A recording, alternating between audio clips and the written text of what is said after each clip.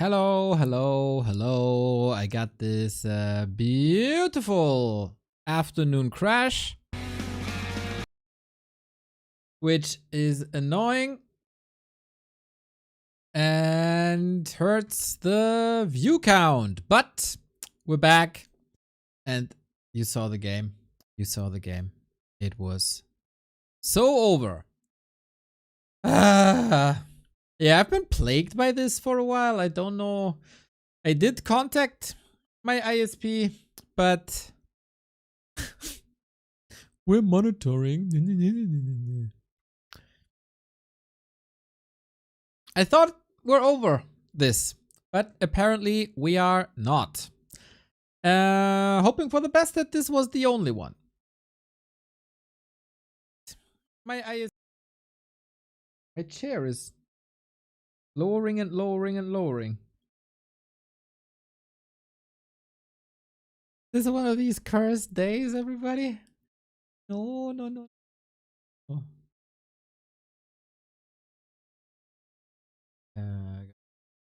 Chat real quick.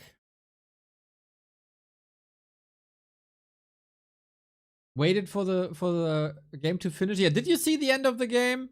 I guess so, right?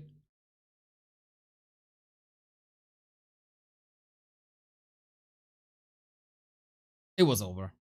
It was over.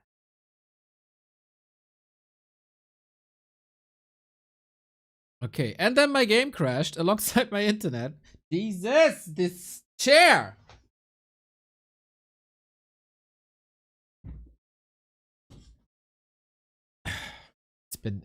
It's over 10 years with this chair. He is he's a bit fatigued.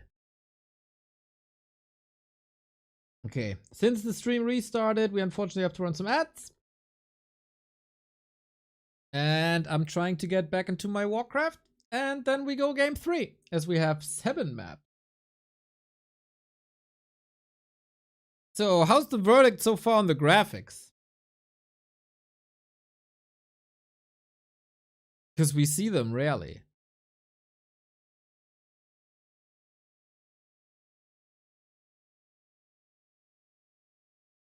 Love Classic HD? I'm not opposed either. Ideally, I'd have Classic HD shadows with Kenshin mod models.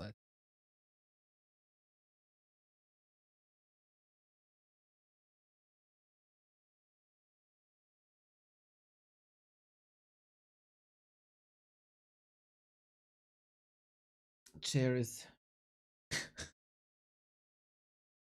I'm just it's like an elevator. A very slow elevator. Chair. Any chair companies out there? Call me. Now the Lion's Gate isn't opening for me in Warcraft, which I need to get into my replay folder. First.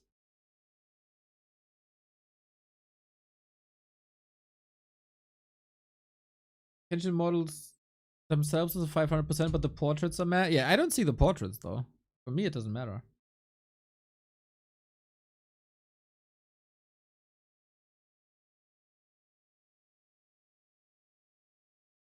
Should be possible to change the gas thingy. That would probably be nice. Okay, next try to start Warcraft. Trying hard, guys. Oh, it was flashing. It didn't flash before. All right. Well. That is looking fine. Replay. Now it takes forever to open the Oh, it didn't take forever to open the replay folder. I am positively surprised. Well, Autumn Leaves goes to Lebby. Concealed Hill goes to 40. And we go game 3 finally. Sorry for the inconvenience, everybody, but now we are back. We're so back. With 40 and Lebby and game 3. Thank you, Butt Crumbs. Du Arschkrampe. Gifts up 3,195. It is fascinating how you can come up with these beautiful German phrases, my dude. You're learning on the fly. And you're getting better and better at it. So, overlay is up. Colors are correct. Everything's running. Sale Hayton, thank you for the 40. And away we go. 40 on the left-hand side. Lebby on the right-hand side. And is it a Dreadlord, everybody?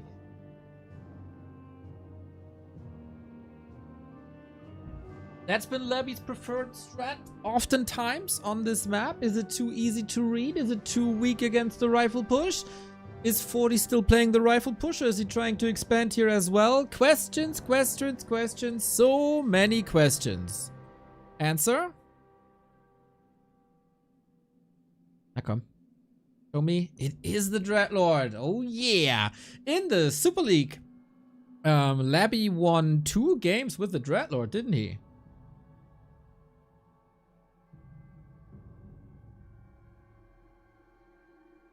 So 40, did you find solution?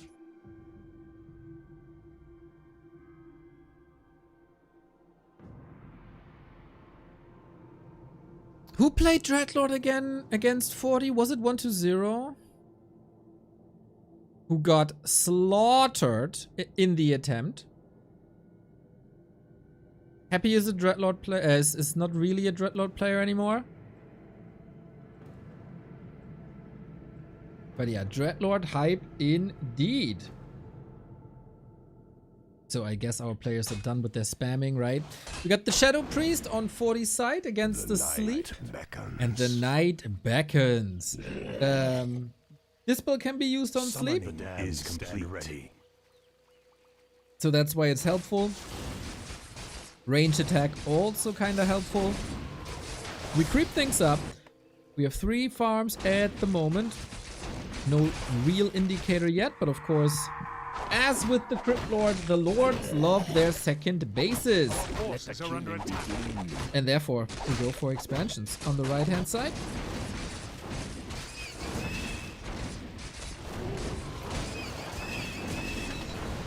And a pendant for the Archbishop. Nice. More water elementals.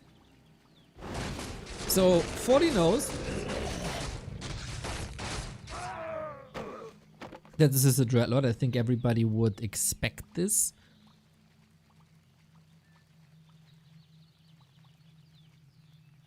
Just how do you play about it?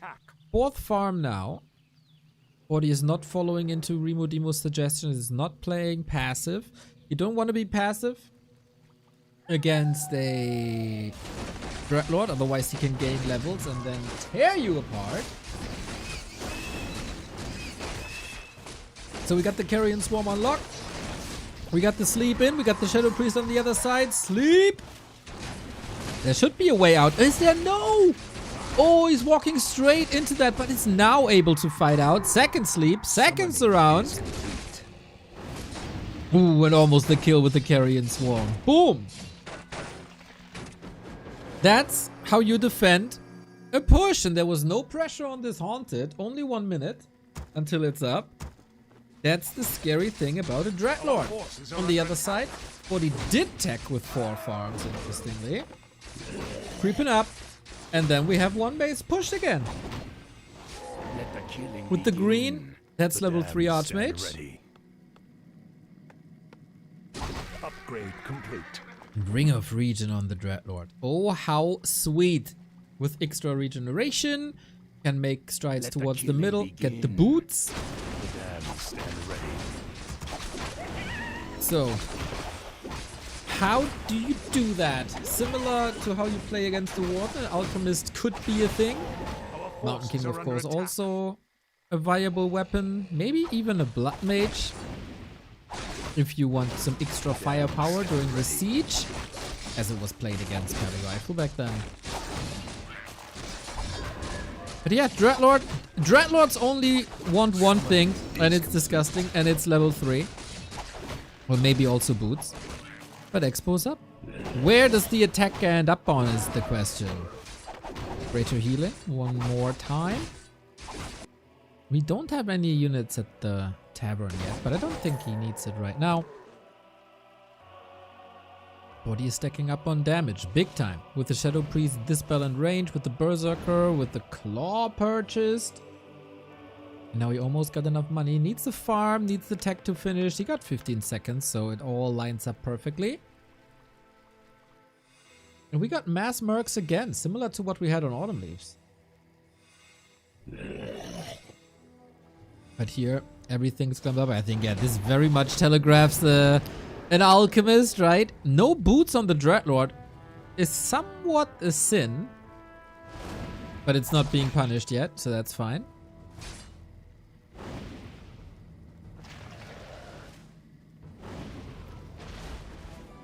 Yeah, going towards the middle without going to the shop is interesting.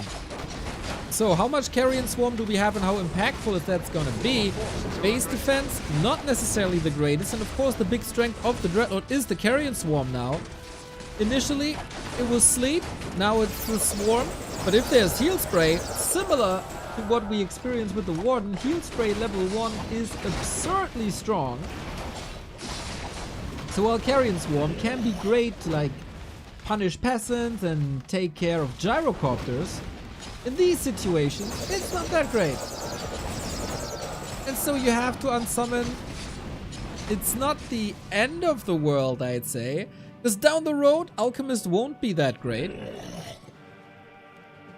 Except Acid Bomb, which is always great. And Lebby is attacking already. This time, he did not forget about the altar. I repeat, an undead did not forget about the altar. God, these gamers are getting better and better. Thing is, even if you don't forget about stuff, it can still get wrecked with 40s mass early tier 2. So many mercs.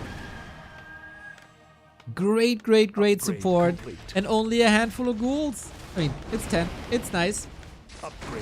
But no DK. No fiends.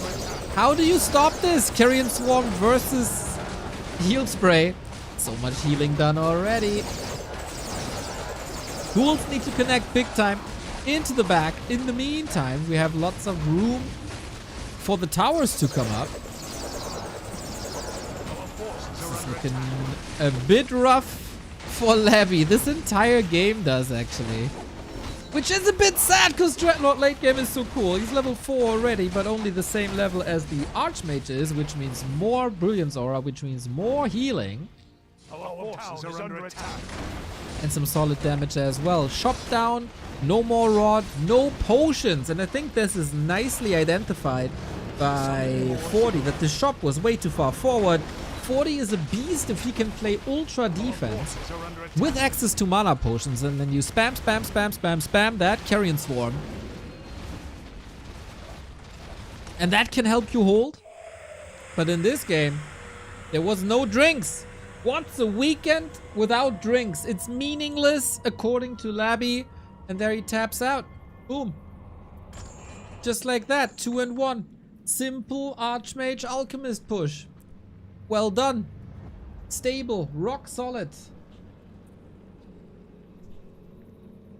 And hopefully this is not the end of the Dreadlord strategies.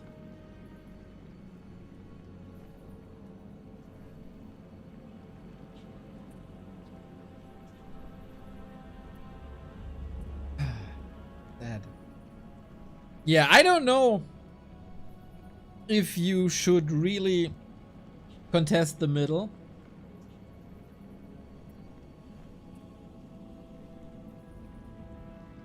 You have an extra incentive to attack faster with the Dreadlord, because he's even more than the Cryptlord depending on mana. No boots hurt him, no counter pressure hurt him. But yeah, Chad, this one base push, huh? So weak. So weak. Garbage is what people call it. Garbage. But yeah, we've also seen better Dreadlords on Lebby. I don't think Lebby is playing his best in this series, to be honest. And these mercs, man. The access to mercs look rough. Look real rough. Rough, huh? Ah, the age of the Dreadlord didn't even really start yet. And now it might be over already. And you are missing the joke at the moment. There is a feud between Dondo and Remo says one base is garbage, and Dondo says one base is the best. And though it goes back and forth, and whenever there's an argument and an example for one or the other, then this gets amplified a lot.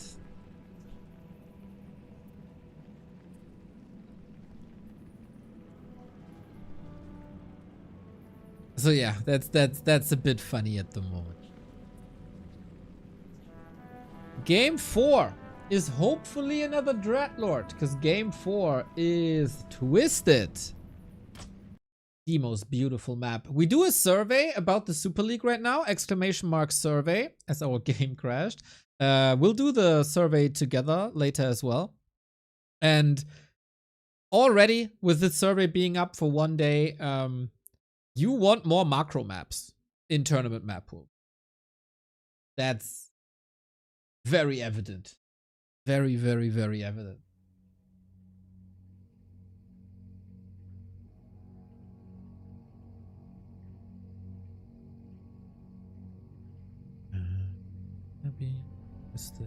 Go.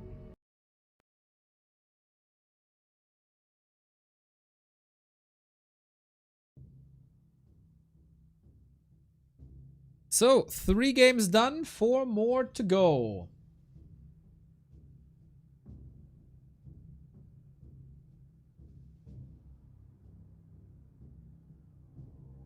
Lebby couldn't come up with solutions right off the bat. This was played pretty much immediately after 40 and Happy, so this is a point where 40 comes incredibly prepared for these undead expansions. And Lebby didn't have much time to analyze 40's play yet.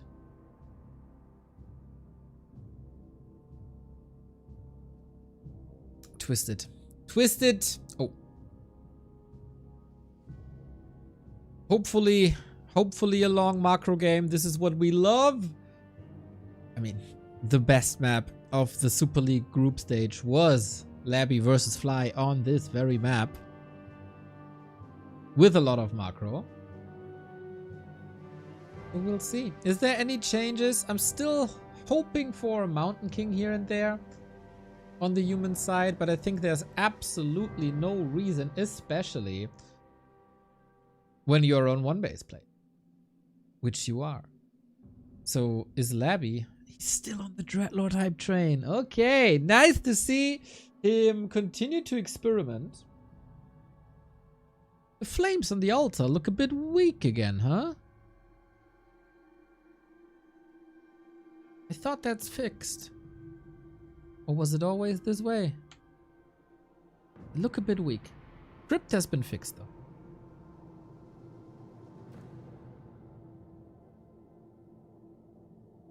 So, will this macro base incentivize 40 to expand maybe? There is a lot of room, there's a lot of space, but we also have a mercenary camp available again.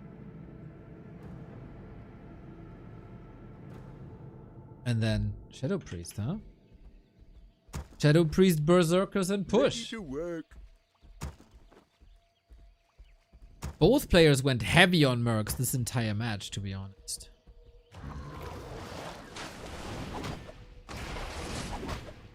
After this, I was promised another show match of Infy vs 120. So more human versus undead. Today is a human undead day, everybody. And it can be one of the most exciting matchups in all of Warcraft. Instant level 2. Oh, big mana.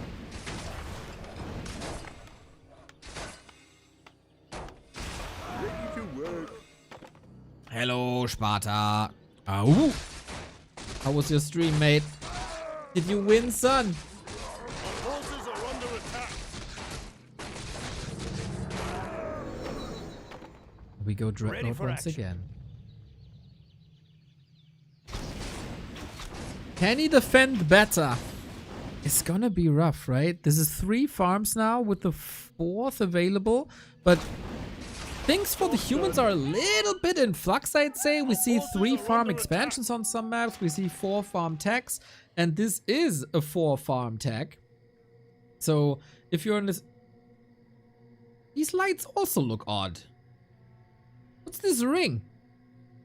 That was not part of the original Warcraft. That is not part of the original. That's not how my mercenary camp looks. Interesting. Can someone screenshot this and send it to me?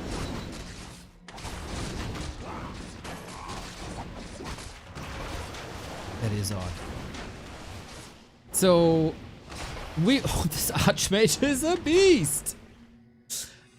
And it really feels like Lebby's defense is again struggling. We don't have level 3 yet. He's an entire level behind. Back in the day it did? You're lying. Ready for action. That's the torches from the Merc camp. Yes.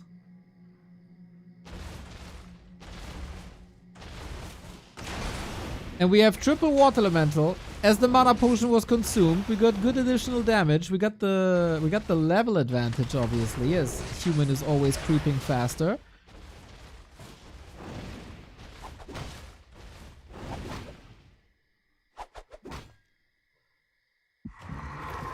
And here we go. Sleeps around on the Bursey to take some damage away, but as we have constantly 3 water elementals, there still is so much damage.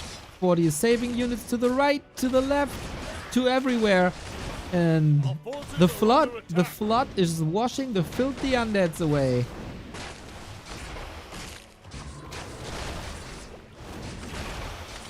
And what do you do with the Dreadlord now? You can't outrun him, you don't have boots. There might be a block. Does he even need it? Nasty, nasty, nasty, nasty. In the chaos of it all. We woke up the creep somehow. But how do you re-engage? You just don't. Ooh, man. Dreadlord experiments fail spectacularly. Spectacularly. I don't know about you guys, but this one base play. This didn't even need rifles this time. Just pure aggression with mercs. And yeah, this seems very fragile. Ah, man, I would love to see more Dreadlord, but how to do that against all the summons and all the mass? We've seen this work a lot better a couple of weeks ago. So guess what?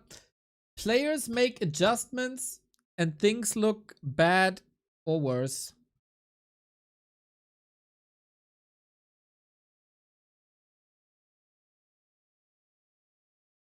It is what it is.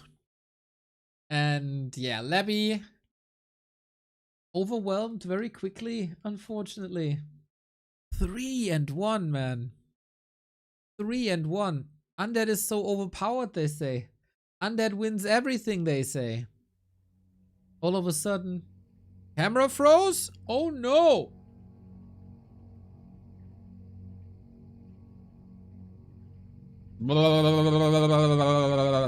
Unfrozen.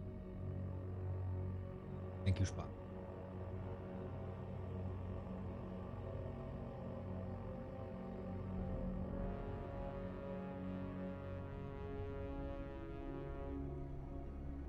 Oh man, this Showmatch is a bit faster than I thought. And what's the takeaway so far? 40's one base pushes are deadly. 40 is massing quite a bit. Maybe you don't want maps with the mercenary camp against this style. Maybe you don't want to expand on mercenary camp maps.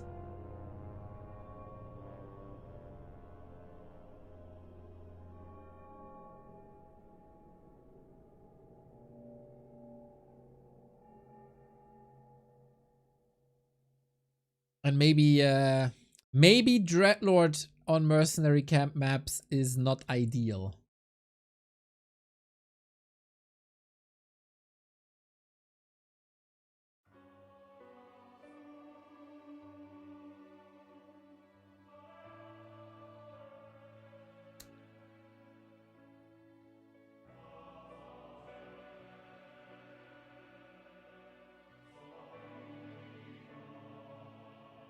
It is fun to watch, but if he dies that quickly, is it still that fun though? The next map has no regular mercenary camps. The next map has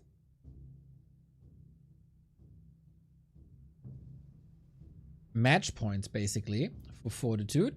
It is springtime. We do have merc camps here, but no early dispel. And maybe that makes a difference already. Is that the return to the Crippy?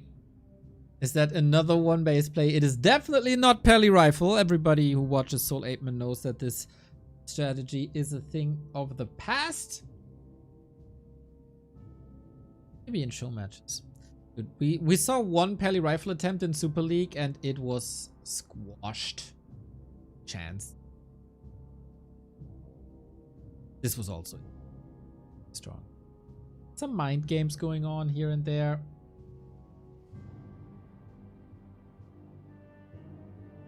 But yeah. Not in this match. Versus Orc. Versus Orc. Human OP. You can make a case. I mean, humans won every series on the last two. Equals most important play days of the Super League. And in this show match, they also look great. So where's the footy nerf? Where's the militia nerf? ETR, we need an update. Or maybe some time to adjust plays. How about that? Yeah, undeads need a solution towards this rifle push, man. Lebby and Happy both try to brute force Cryptlord Expo.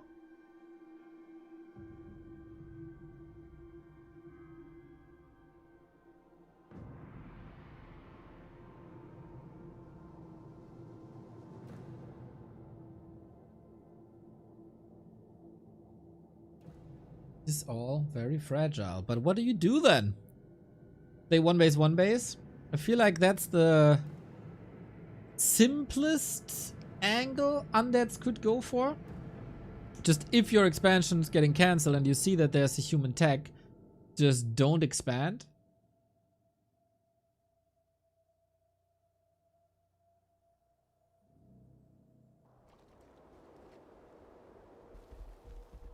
Ready for action. But then does it still work out? I don't know. We need to watch more games. I came for you. Our forces are under attack. 40 is turning into a little bit of a one-trick pony here. Something that I wouldn't expect from the upcoming Infy versus 1-2-0 play. 40 is just the guy who does the rifle pushes best as well. Our forces are under attack. Ready for action. Then of course the next question, as an undead, can you play one base?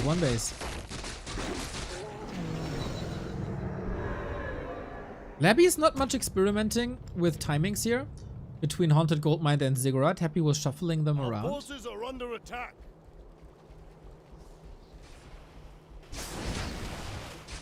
Ready for action.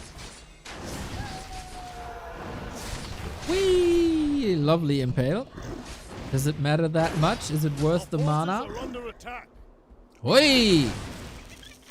This is sweet surrounds and no tech by 40 yet. And it's counter aggression.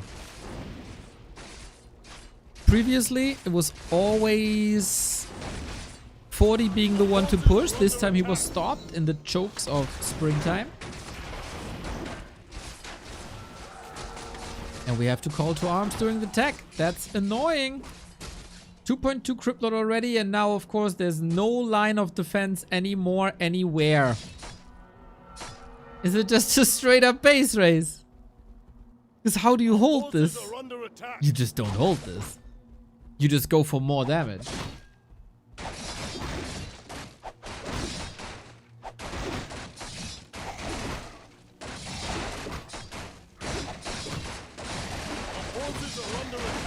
Ready for action.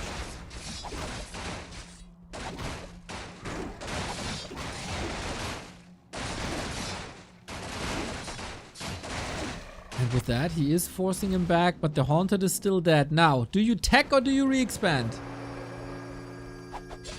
Solid splits, rather quick. After a town portal, you can always be caught by impales.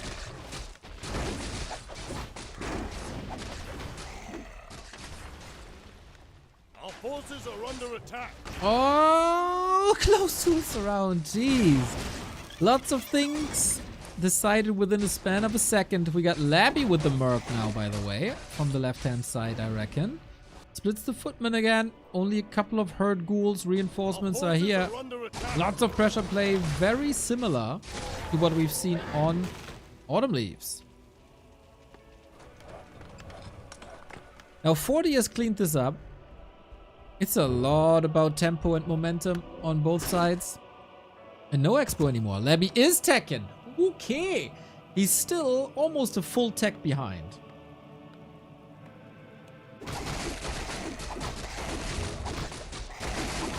Illusions, where the replay doesn't tell us what is what. We got a staff to get out, more ghouls falling, more brawling. That Berserker, bloodlusted Berserker, so strong. Who's stuck with whom here? No TP on Lebby's side, no resources for it either. Trading ghouls for Footman should benefit 40, and of course Water Elementals with their massive piercing damage is just fantastic, and 40 is again getting further and further ahead.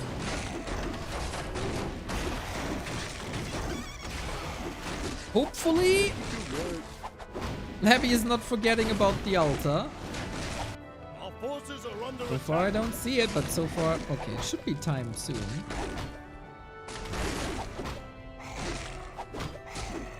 Damn, what a brawl. 1 Footman left, 7 ghouls left, but it takes a lot of time to clean up this Water Elemental. It's not even worth it anymore, of course, he doesn't see the duration. Mass murder, just constant mass murder. And Archmage is back. There was a tier 2 expansion approach. And it's another cancel. Again, no altar. What is up with these undeads, man? It's coming now. Okay. Good 20 seconds late.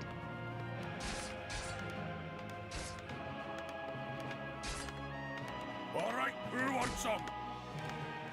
Our forces are under attack. 20 seconds is quite some time. But okay, 40 is in the base, trying to get towards the Achilles heel of undeads once more. But it is a somewhat established tier 2, 1 base game. And with that, it's somewhat the best out of the past 3 Lebby games.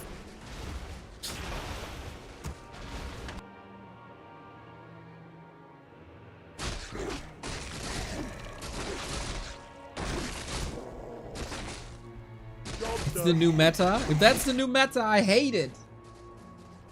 Job's done.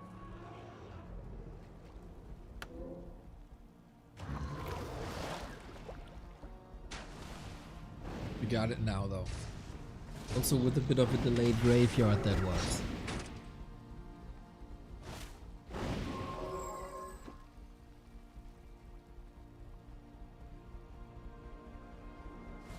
Forty is a bit low on lumber, so no long rifles just yet.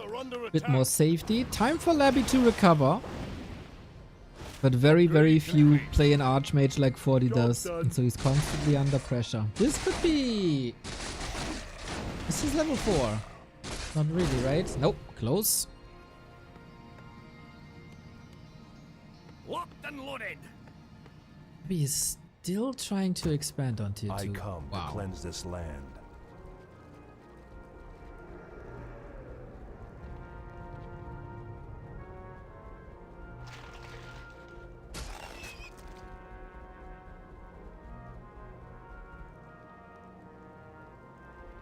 Long rifles clearly missing, but I like the prioritization of adept upgrade for priests. If you're struggling with the staff is ready, right? Yeah, but there could be a vanilla surround water elemental to free the way. And Lebby may be a little late with the blocks. Mountain King is here. Expo is almost up. DK is coming for the first time this series, right? That's crazy. We're on map 5 and this is the first DK we see. That's unheard of. Now he gets the vanilla surround and there is no TP. Careful, buddy. We're holding on to that staff for a long time. Wait, why? He can staff out now. Oh, that was very close. And another impale and another dispel. With Lebby's expo up, this should give him the edge now. Oh yeah.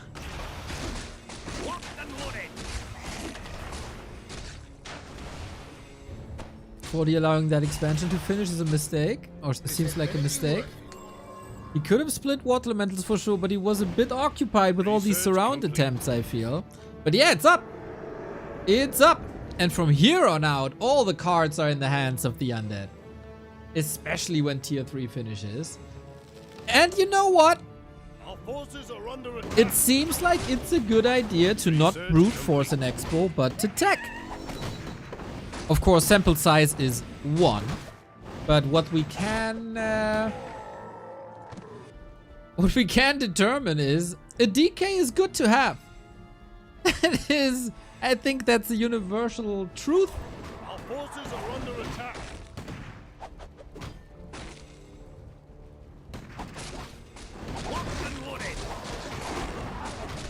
And the snipe, and the aura, and the mana pot, and the wand.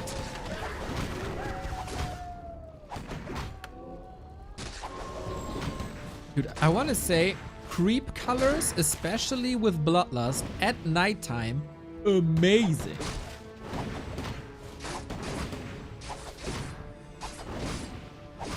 So many RTS have so much gray. But here, we're all so colorful. Off we go.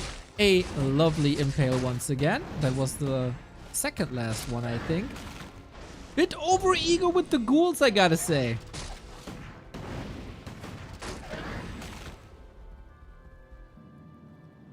And we're 4 out of 5. Guys! Undeads are turning into night elves. Our forces are under attack. Forgetting altars like they forget Huntress Halls. 4 out of 5 workers. Losing heroes with potions. This is not a good development. This is not a good development. We need a shirt soon. DK far forward. There is a way out with the staff if there is no bash. Trying to free himself. 40's rifle push still somewhat strong. We don't have Blizzard yet, but we have tier 3. And with that, the writing should be on the wall with the Lich, with an orb, with destroyers. Job done. And he has to sell this. Job done. Oh man, lots of expenses, of course, with these wands and mana potions, etc. Upgrade complete. But now we're in a 1-base tier 3, tier 2 situation.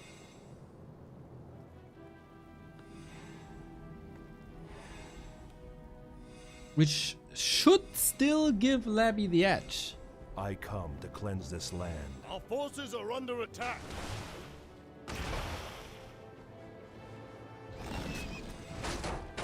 We collide one more time. Lebby is giving a lot of ghouls away. Interesting to see that he's not going fiends at all. Without double income. Probably too expensive. And then it's a little bit of a question. What destroyers do in this case?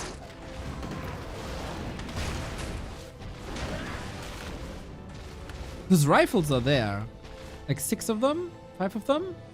6 of them. Not sure if I'm a fan, to be honest. I am, of course, a fan of the Lich. Excessive usage of potions. Our forces are under attack. Can Lebby win a fight with tier 3 versus tier 2? Whoops, sorry, I tapped, sorry.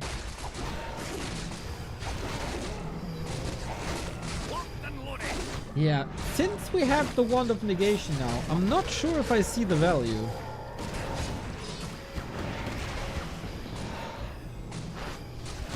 Creep speed, of course, nice. We do have 2 destroyers. Let's see how they do in this fight.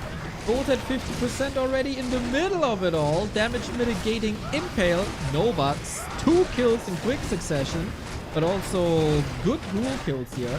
Destroyer's Orb of Annihilation is a necessity here. DK in trouble, still more mana, close to level 5 Archmage, but also level 3 on that side. Statue can go for some healing here. And he never pressured the priest much. Lovely dodge. Archmage getting nuked, and that's a ripper. Potion on the Mountain King. Wouldn't pass it. Supply is still somewhat even, but we got 5, 3, 2, and usually a Crypt Lord with a little, like a Crypt Lord level 5 with a little bit of support is enough to break Riflecaster. Damn, that was a lovely dodge by Lebby.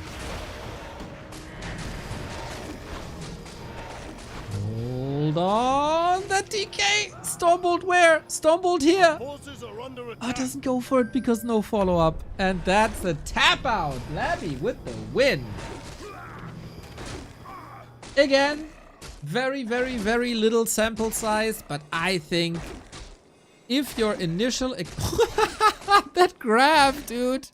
Boink, boink, boink, boink, boink, boink, boink, boink, boink. Very small sample size, but it seems like it's the right idea to tech if your expansion is getting cancelled. Because of the accessibility of wands.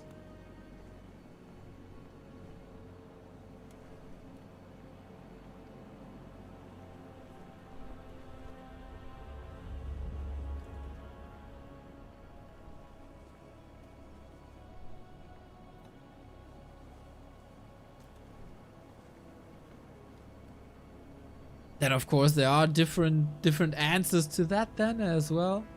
Maybe with the tier 2 expansion. And yeah. We need more game tape to come to a solution. That's for sure.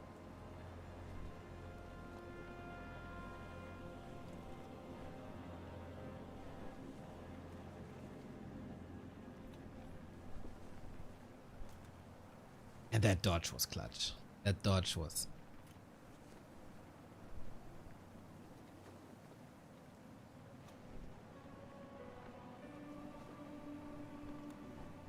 Sharky, I saw, by the way, there's some analysis going on of Undead Pro matches on the Undead Discord. I think that'd be great content to put on YouTube. There's some lovely people there, some very likable people, the greatest people. Just record it, put it on YouTube.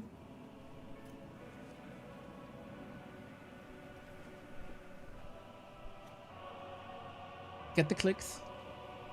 Why do you tell me? You know how to use OBS. Dude, if I have to tell Qbert how to upload a YouTube video, that takes 3 years. If I tell you, you can probably get that done in 30 minutes. We don't need a no, just a recording of the Discord call.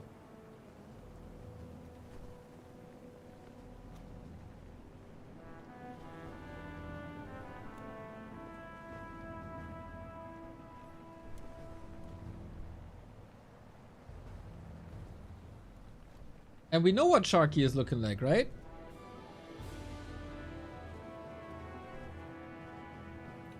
I mean, we have that famous video of him and his brother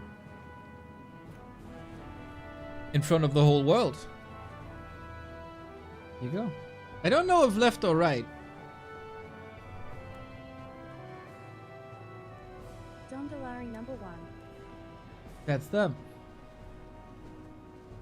Oh, Pato. Ay, ay, ay, ay, ay.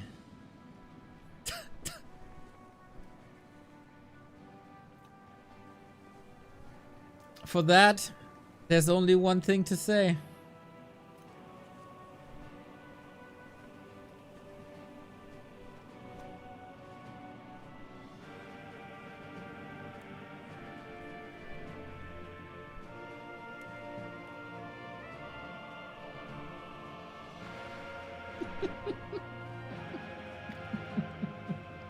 It's one of the greatest gifts, man. It is so good. Good old Tondo. Providing us with the content that we all need. Thank you, Pato. Thank you. So, 3 and 2, right? That means 2 more maps to go. One of them is Tidehunter.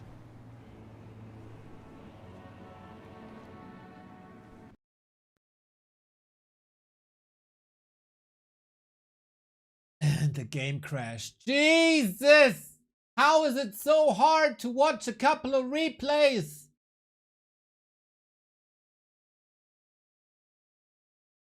Y2 could be 1. Nope, it's play all 7 maps, always. That's crazy. I couldn't watch a single replay back to back.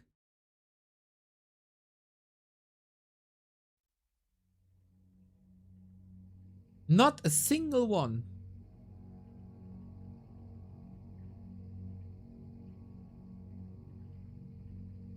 Is that normal?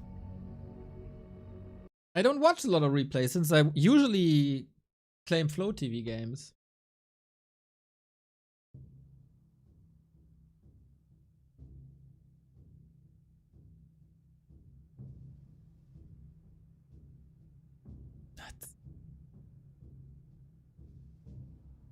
Well, well, well, let's see how this goes. Lebby with the 1-0, 3 wins in a row by 40. Now Lebby striking back with a couple of learning effects on both sides.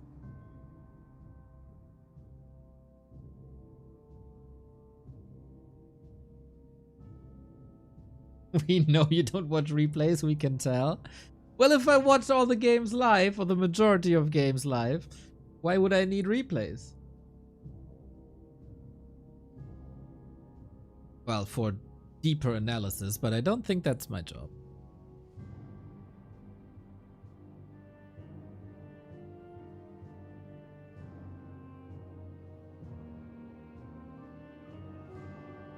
Tidehunters, everybody! In case you weren't here a couple of days ago, I talked with Remo about the little turtles here. They once held the names of Neo and Remo. But Blizzard stole that from us.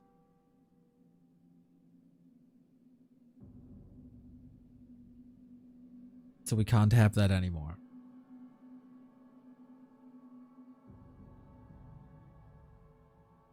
Ooh, ho, ho, ho. Look at that.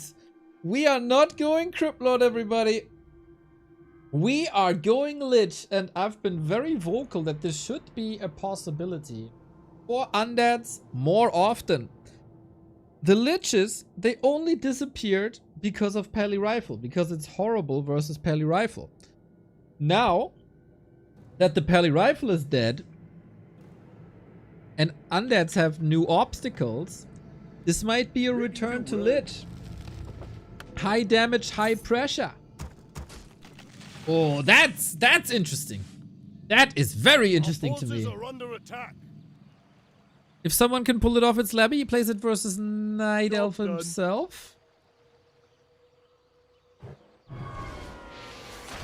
Ready for action. And now that the Pally Rifle are dead, will the Lich make a return? Our forces are under attack. 40 will figure this out, and now I'm curious if he adjusts his play as well. Crazy burst damage, of course, finds a claw as a little bit of a welcome gift. Ready for action. And an Archmage is fragile. Lich, of course, has the advantage to be able to operate from range, so he doesn't have to be in the thick of things. Can steal XP away and maybe delay. Boom! Just like that, delay that pesky level 3 Archmage that we all hate so much. Our forces are under attack. Boom, boom, boom. 2 kills right away. Ain't that nice? Ah, Lebby again, man. Lebby truly is the savior of undeads, strategically. If this works out somehow. It surely is a delay.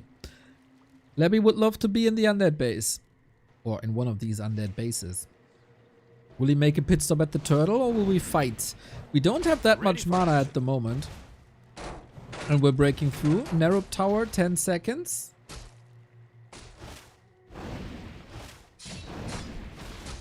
It is still a cancel, even with level 1 water elementals. No fortifications here. Question just is, how expensive can you make it?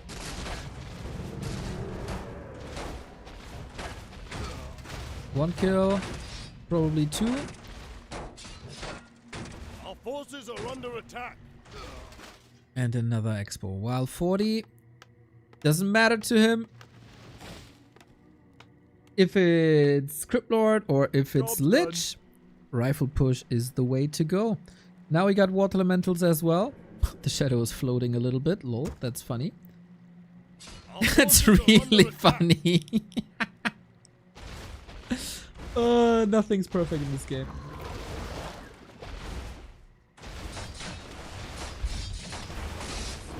And here we go again. Quarterback 40 with a nice pass. And the footmen take it home. But we got a level 3 Lich now. Lebby is teching as well. Our forces are under attack.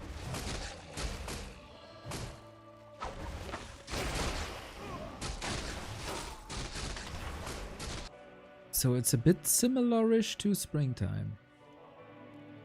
So while we have slow with Nova, we don't have a lockdown that can be abused with the staff, which 40 isn't going for.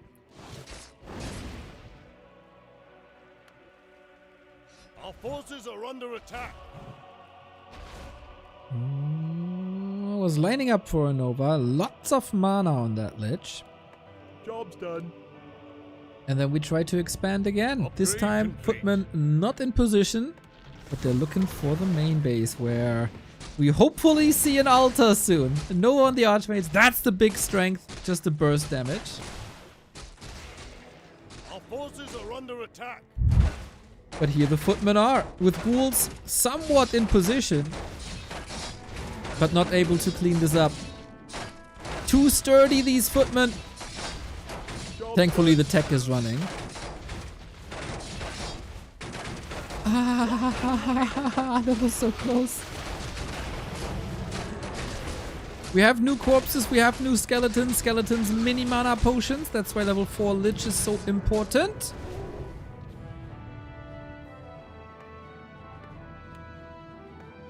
Graveyard lining up perfectly. Time for an altar very soon. Job's done. Our forces are under attack. Job's done. Still an MK.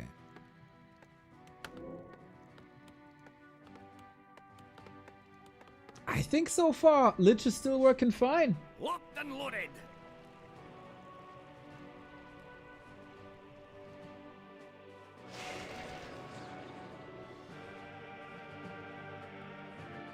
We have an altar. I come to cleanse this land. What was that? Do you see that? The Halls of the Dead just disappeared. Our forces are under attack. This game is so fascinating that you can always find new flaws. But of course, restructured itself.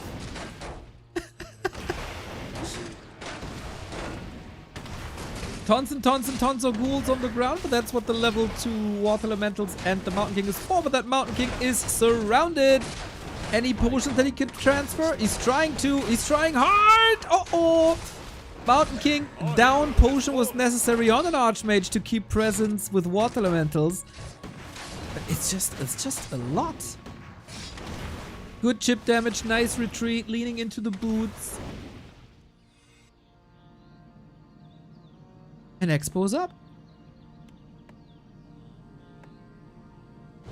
Expo's up.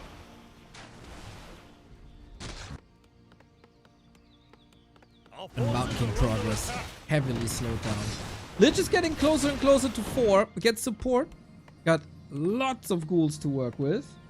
New hero. Oi. 77. Let's go. want some? Were you in Japan as well? I think I saw Our forces are under some attack. talks about Japan on Twitter. Research complete.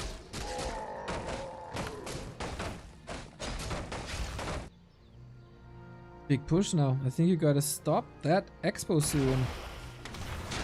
Research complete. Job done. Will be. Ooh.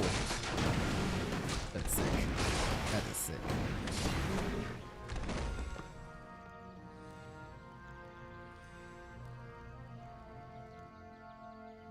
I come to cleanse this Our land. forces are under attack.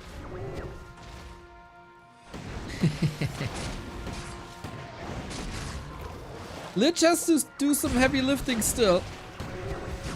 This spell's kinda nice with the Wand of Negation once again. Water Elemental rendered useless. Ghouls there to counter rifles. Oh, that coil missed though, unfortunately. But yeah, cutting off that push pretty much in half.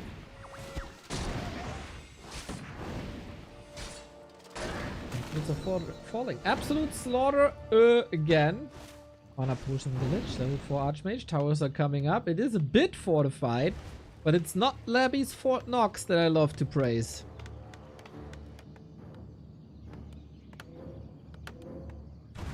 It's still doable.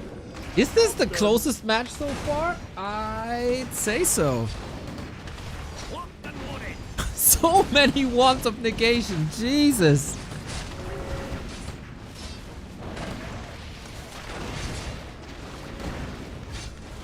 Here we go, mortar teams against the towers now.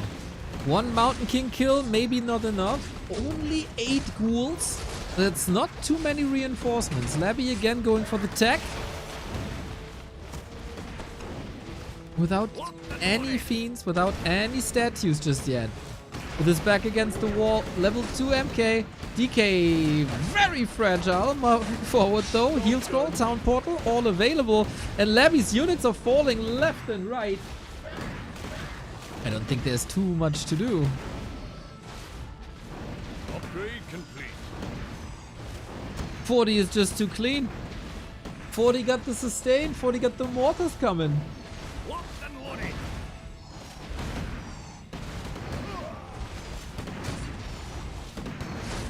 Did the expo pay off now that he transitioned to tier 3 is the question. Because what does this do if this doesn't exist? Well, Lebby still has to hold on to this because otherwise he's supply blocked. That's 300 gold that you can't really afford right now. Water's a little late, but still great damage, of course. Yep, that's broken. I mean, that expo is broken, not the strat.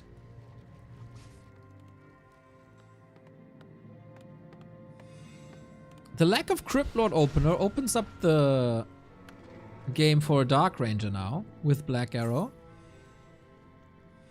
Always the hope for some life drain, but I need Black Arrow. Our forces are under attack. And now the siege continues towards the main, huh? But no fortified position just yet. Job's done. Tech. Okay. Scaling things up here. 40 once again looking like the absolute boss that he is. Double claw lich. Neat. One of negation after the next. Very good zoning. Very good fights. Keeping a lot of these rifles and priests alive even though they're easily sniped. We have liftoff.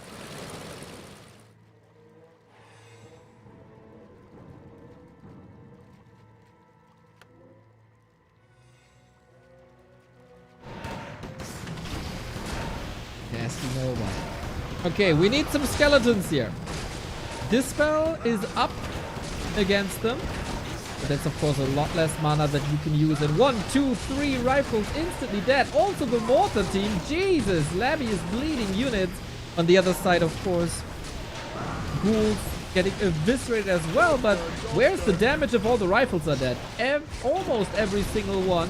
has been sniped here. Lebby just, level 40 wanted to transition towards tier 3. Maybe a bit of a liability. Lich in trouble. We do have an invuln. We do have coils ready. Ho ho ho! Archmage almost sniped. Nice fight. Nice exchange. Lebby fighting. And that Lich is not looking half bad, is it? Very few units available on either side. Our forces are under attack. One base, tier 3, tier 3. We still got priests to heal. Locked and loaded. The workshop is being dealt with slowly.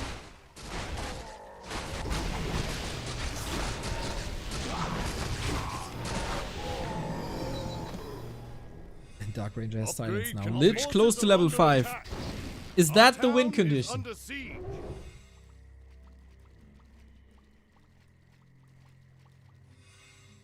Locked and loaded.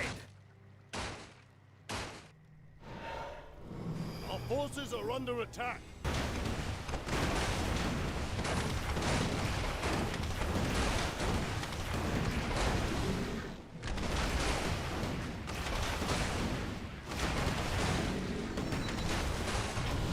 Our town is under siege. Yep, that's no more gyros in like 2 minutes or so. Mana Stone. Still no level 5, unfortunately, but the priority was better healing. Still going through. With ghouls and destros. All you need.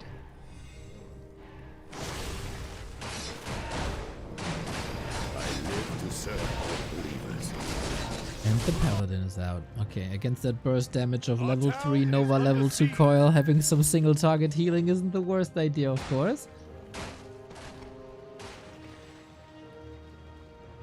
40 still has some heavy lifting to do here.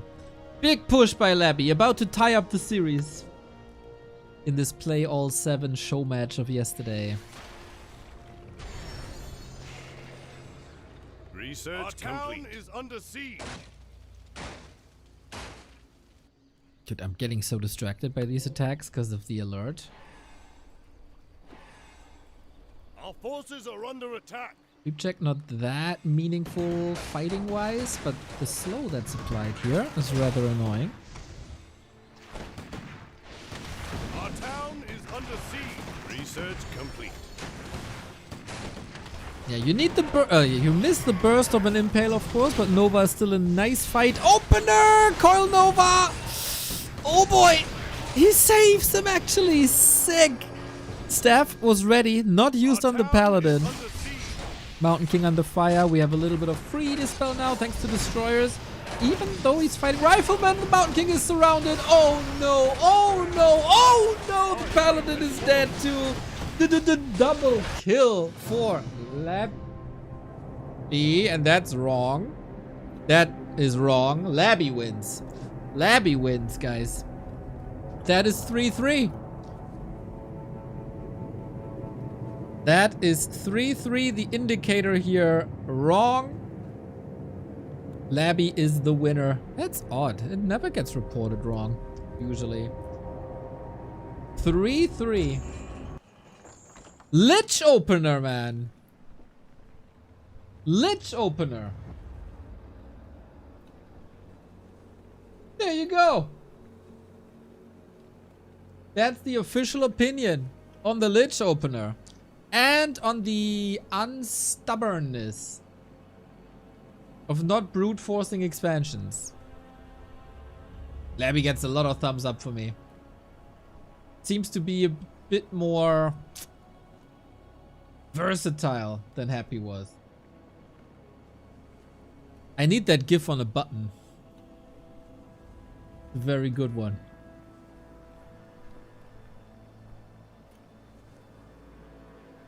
Yeah, that series is fun. A lot of experimentation, different builds. That's how we love our Warcraft.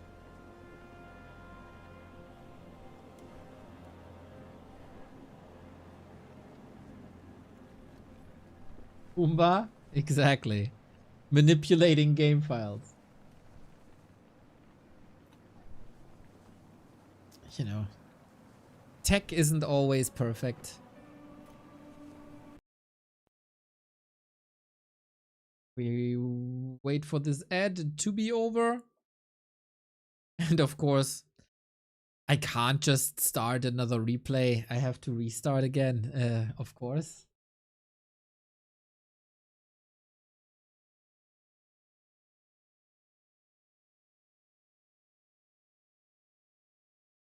Neo, you undersold Rogue Sour Candy. It's delicious.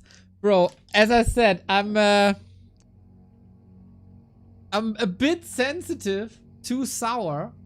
But if you like sour, that thing is amazing. Like, it's so sour. It was a bit odd. I tried it on stream for the first time. And I took a sip. And I made this face. Which is not great if you want to advertise something, I guess. But it was really sour. If you're into sour, Rogue Energy, Sour Candy is amazing. Saxes, thank you for trying. Thank you for supporting. Yeah, dude, it's mental. I'm more a rainbow candy kind of guy. Ding. That is very sweet. That is mine.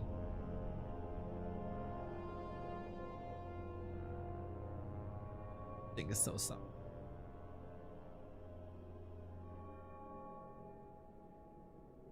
Glad you tried this. Dragon fruit lemonade. I haven't had that yet.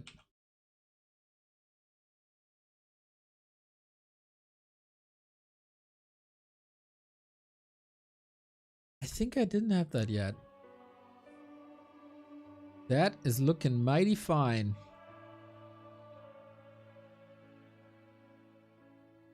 Okay, next one. I'm making a note.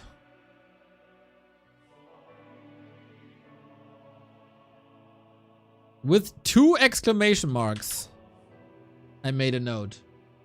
Of course, if you want to try it yourself, coupon code B2W for 20% off.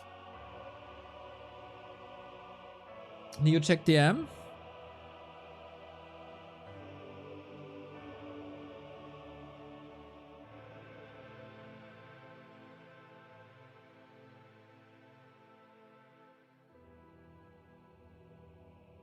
Holy shit!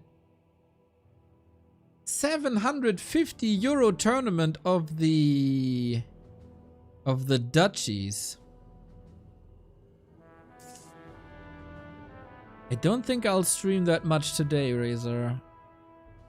Or at least not that late. I'll let you know if I cast. This sounds fun.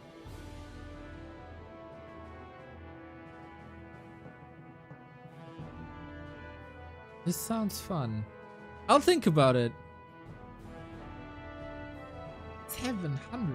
God damn. Filthy rich. These duchies.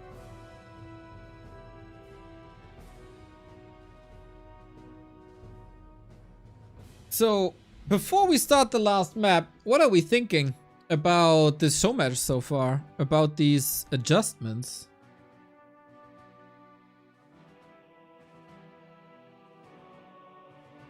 I'm a fan of Lebby's play. I don't have to hide it. I think Happy's stubbornness hurts him a lot. In just brute forcing expansions.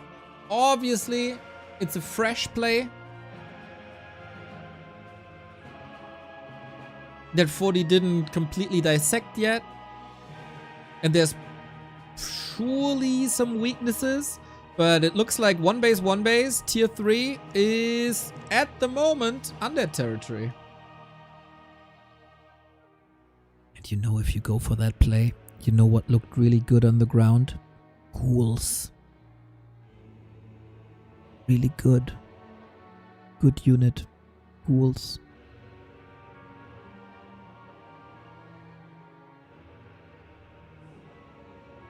And what I love even more is Lich openers. Just the fact that your opponent has to scout and guess what the opener is makes the Lich opener viable to me.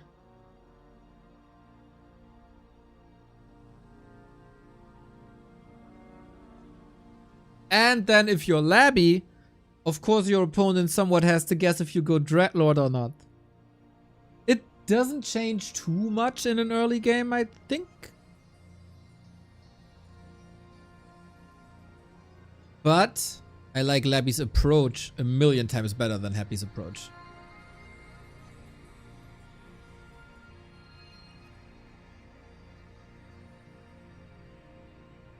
Neo, you think that if I work hard enough, I might be able to beat 40? Absolutely! Problem is, are you willing to work hard enough?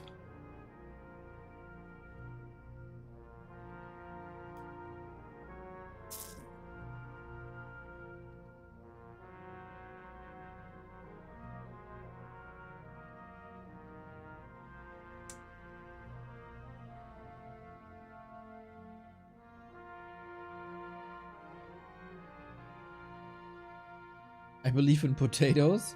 I believe in Joe Hendry.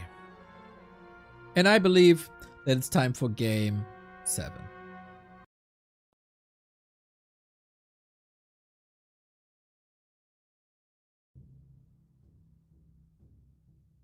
And game 7 will be played on Hammerfall.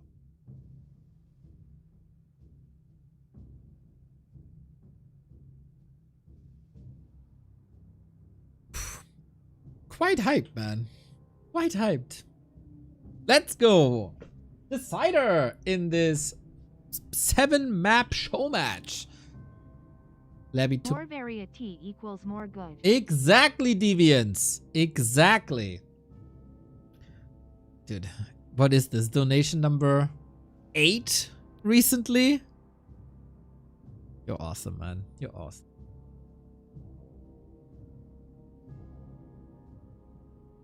Shout out to the wrestling nerds, knowing Joe Hendry.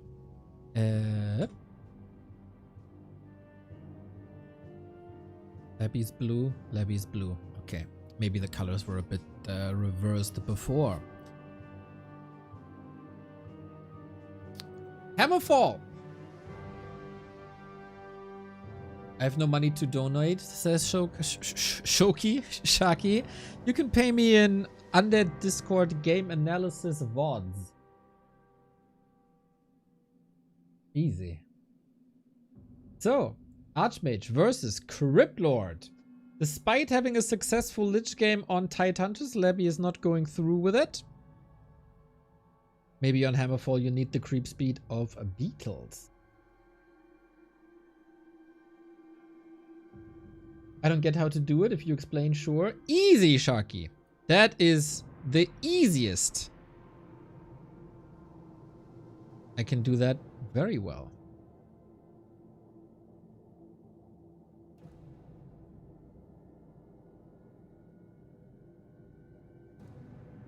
Then do it yourself? Screw you. Nah, man, I don't know. If I cast like 7-8 hours a day, I don't have to spend time in Discord voice chats at the moment. That's a bit too much. But it would be nice to have the expertise of like Qbert, Vez, Spycreed, sometimes Razor, you. Have a good chat about it. I think that's really good content. It's likable people, it's smart people to a degree. I mean, you also have Razor, but in general. And there's a lot to learn from me as well.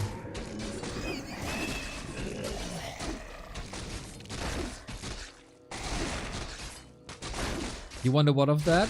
No 4 and 4s. No, replay analysis. I want the VODs of the replay analysis. I don't care about 4 and 4 at all.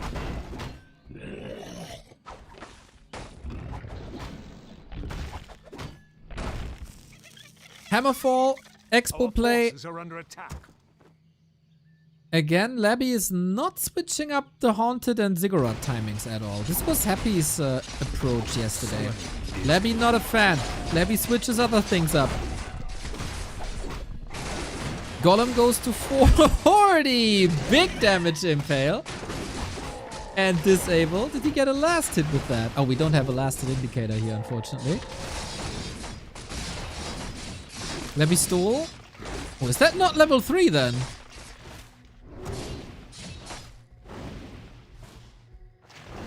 Lebby got it? What? With the beetles? Oh, that's so sick. Oh, that's sick. And he definitely got the item. The damned stand ready. Oof, that's a bit problematic. No level 3. He's also not creeping anywhere, so this is only level 2 water elementals. Our town is under attack. We got beetles here against the workers. This should still be a cancel though. Oh, are we microing this Nerub tower? Doesn't seem to be the case, so it is a cancel.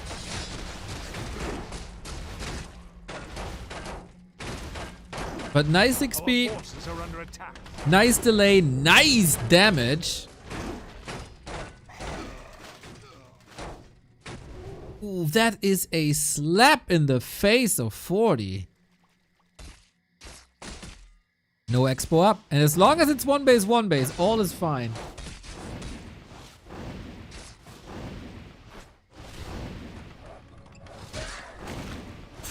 Another step towards level 3. 40 seems somewhat confident to be able to get this through. It's a lot of ghouls.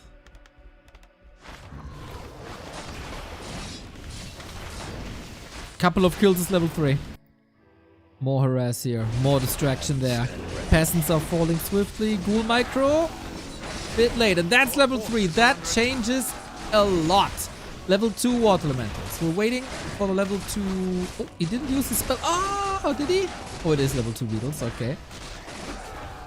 But this economy is in shambles. More beetles. Oh my god. Oh my god, Lebby. You are a genius. That happy ass lasted. Undead Expo is up. Human Expo is down. This counter aggression was insane. Of course, now very little game tape to get from this, because when do you ever get a golem lasted versus 40? So many ghouls used, and now fences are up. Right click. Right click. So much damage. This is the first Cryptlord Expo that truly works. One cancel is fine. 40 lost so much time. Our forces are under attack. Instant graveyard. 40 needs like almost a miracle, but of course he's capable of... Oh no! Surround town portal. Every aggression stopped. Oh, this is sick. Complete. What a dream of an early game. Our forces are under attack.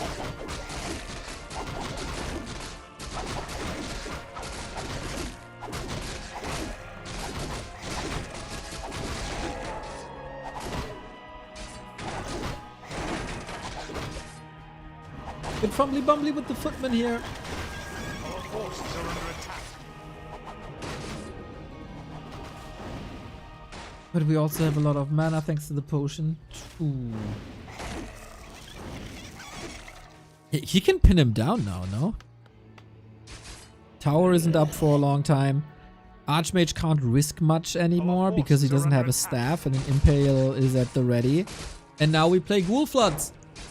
Summoning is complete. One Ghoul Flood after the next.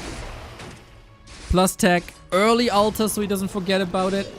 If he has the resource, but maybe he doesn't even need that anymore. Impale a little early. Can't close it out.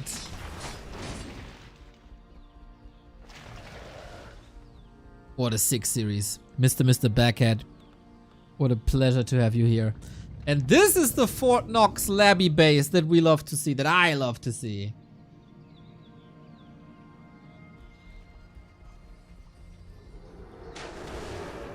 The forward production building is golden, I think. Opens up the main base a little bit, but that's about it. Our forces are under attack. Summoning is complete. We do have 2-base, 2-base. And there's very few people better at playing from behind than 40.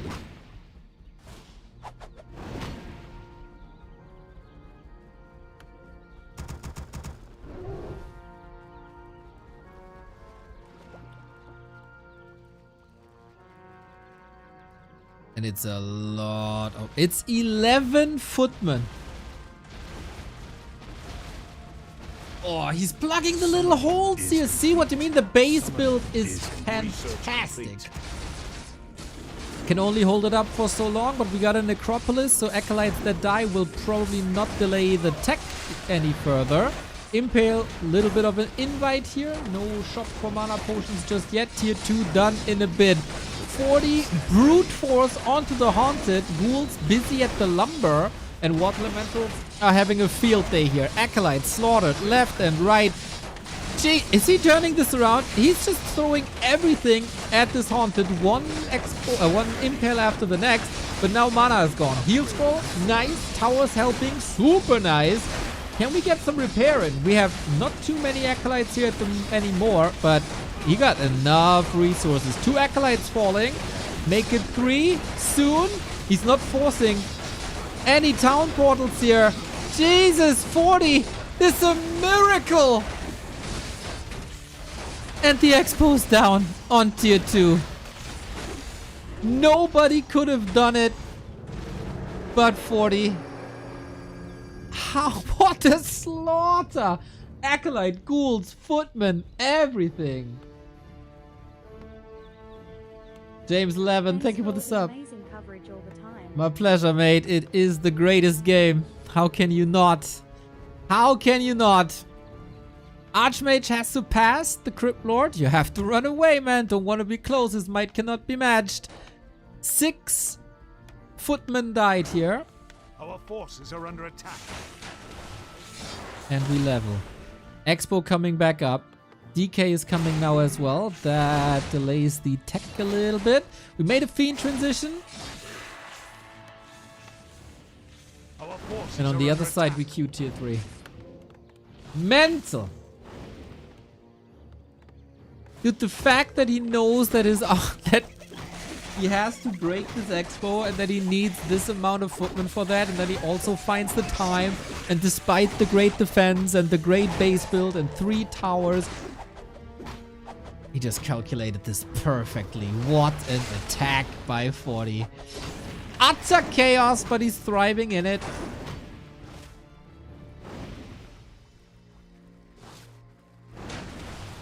Our forces are under attack.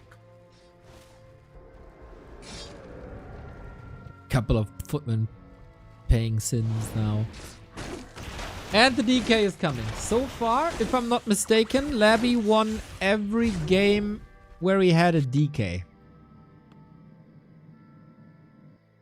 Summoning Pattern is recognition complete. on point. The damned stand ready.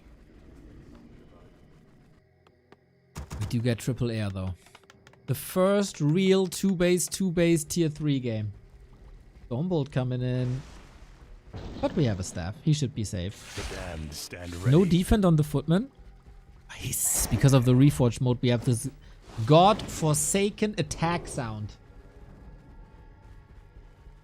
Fix, please, Blizzard. I don't want to hear this ever again. Research complete. Summoning is complete. 1 slaughterhouse. No second one yet. Lumber is missing left and right.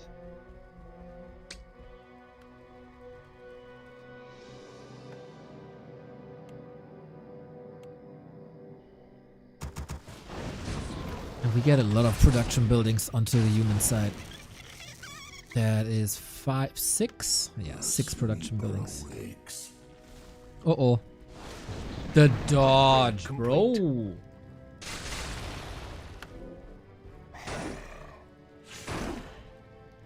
Our forces are under attack. The footmen still clock up 40 supply. Both are pretty conservative, but of course 40 has the bigger resources. Research complete.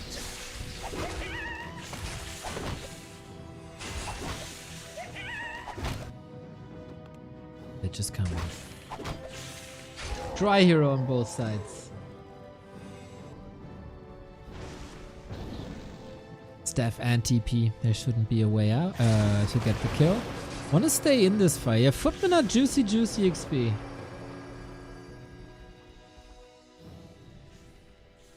Our forces are under attack.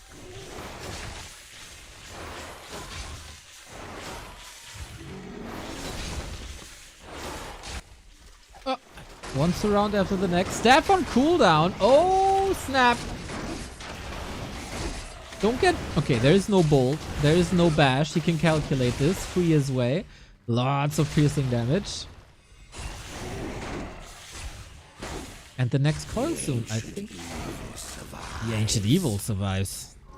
Ooh, man. But what do you do about the Griffins? That's the main problem always. Archmage has a TP and a potion, trying to force that. We have Web up, Griffins. You gotta operate with a little bit of burrow whenever you can, but now the gyros are in, you got detection too.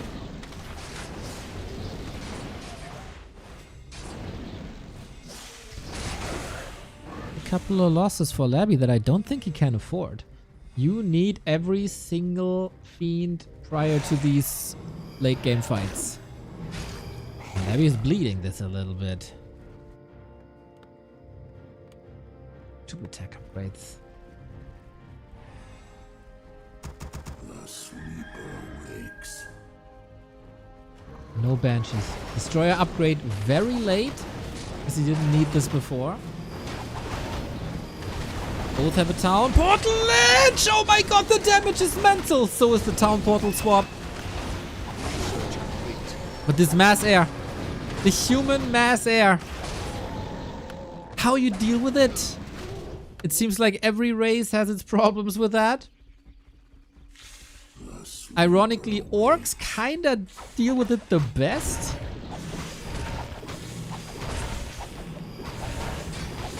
For now.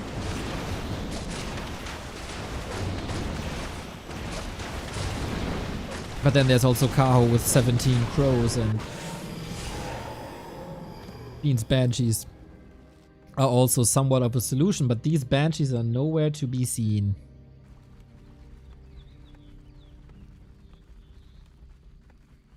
DK isn't level 3, problem. Mountain King has a mana stone, problem. Air is really hard to get, problem. He's feeding close to level 5, problem. Oh, 40. Guys, you know what? I wouldn't be surprised if this is the Super League Grand Final.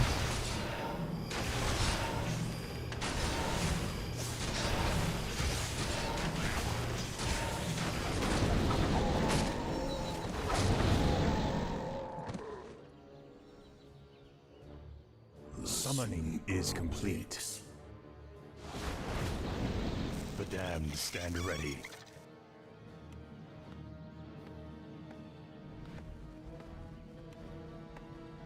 Really no banshees, mate.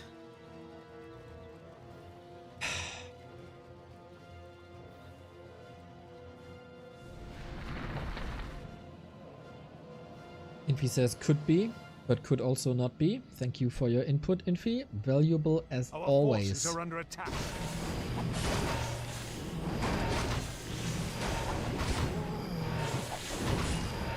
Our power is under attack. Town portal home. We gotta fight when everything is clumped up. That's an invite for the Griffins. Oh no, their Stormhammer's doing tons of damage. And he's so rich. He's so rich. The Crab King Research complete. with a huge bank. He can afford these losses. Upgrades are high on both sides. Our forces are under attack. Lebby, nice to see you.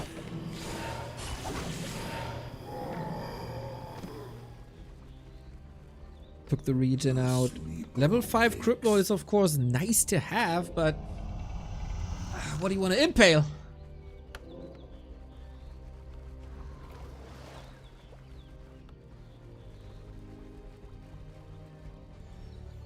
Is the overlay only updating in 5-second marks? That's interesting. Our gold mine is nearly empty.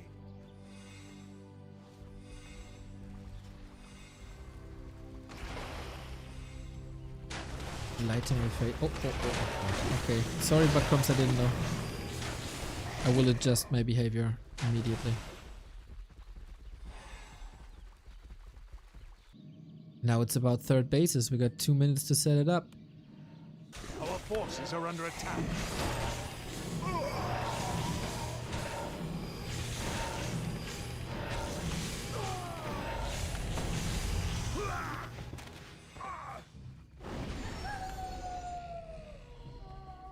High upkeep. 3 attack upgrades. No animal war train, by the way. That's curious. Snipe on the mini turtle. Not sure if that was necessary. No level 2 Mountain King.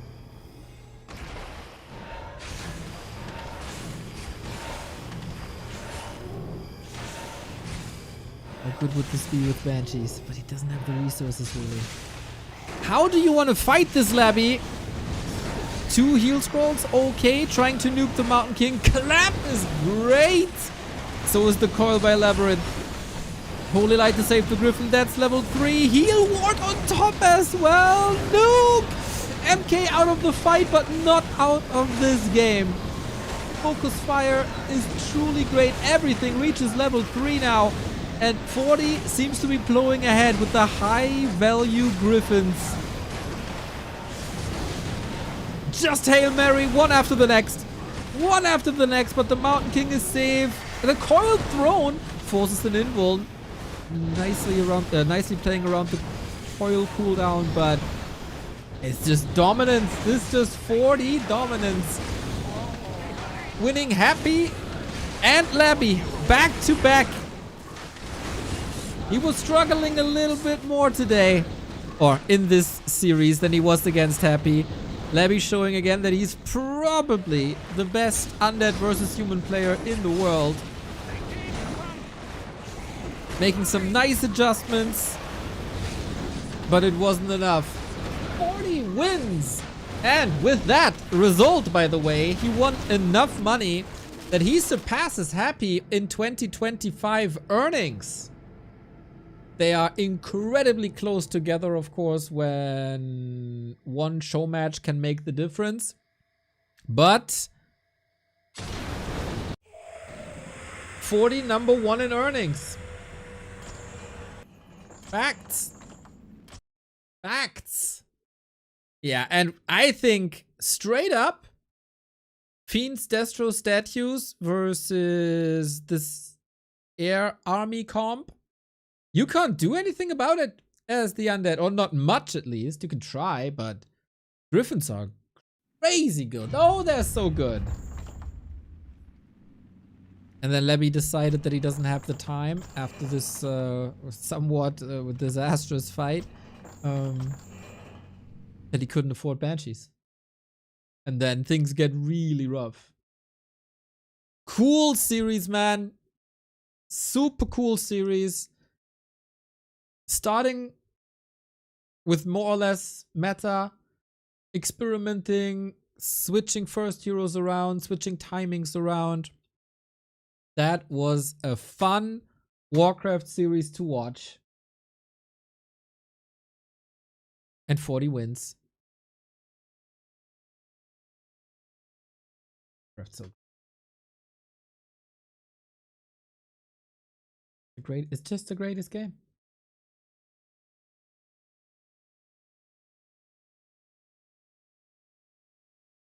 So I heard that Infy and 120 are playing, so we see more of this matchup. I don't really know when though, and if it's live already or not. But Crumbs, thank you very much for gifts up 3,196. Butt cramp. Do you like butt cramps? I don't know. I can't tell. Maybe you do, maybe you don't.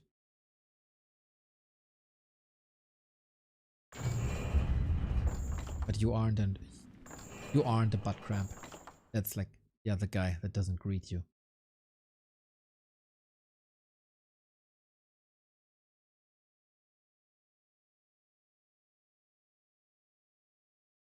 I wish the butt cramps upon my enemy. I support you in that, the butt cramps. Didn't know you're such a magician. So apparently 120 is still playing WSB. So we gotta talk about ghouls. I want to talk about ghouls a little bit. And this needs some time.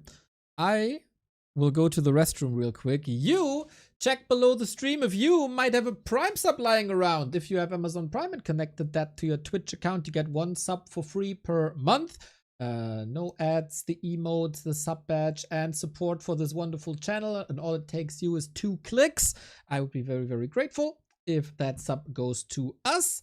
Be right back.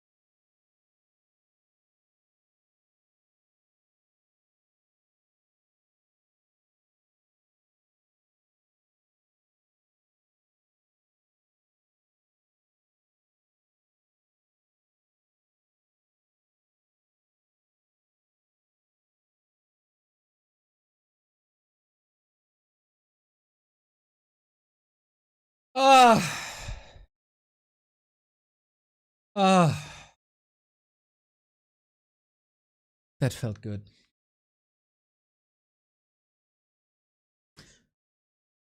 So, just to double down on the earnings.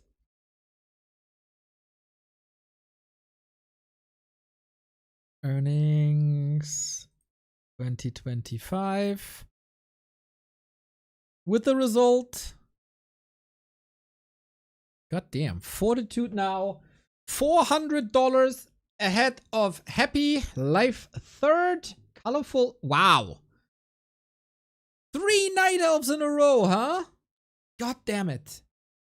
Making money, these Night Elves.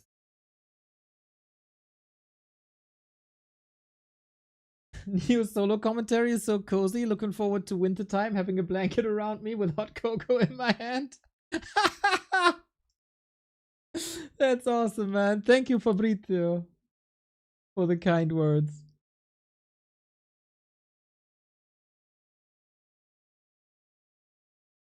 Well, these are the tier 1 tournament winners.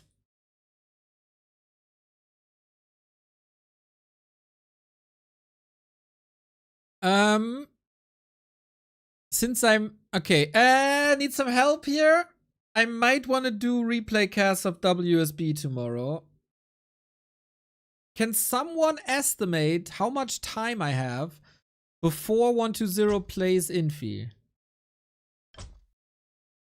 Like, is it the last series and they're on the last map and it's about to end soon? Or can I go for a longer introduction on my thoughts?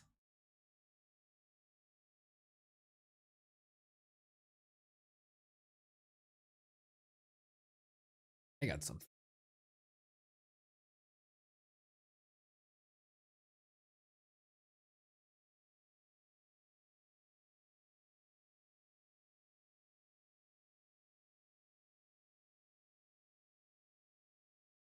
They're going to start in 30 minutes according to Wikipedia. That doesn't mean much.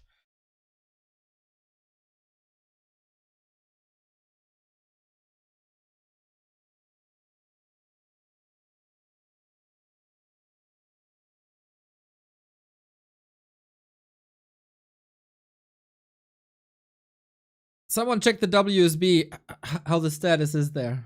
Do I have time? You know what? We got Flow TV. I don't care. I go for the longer explanation. Just so we're all on the same ground.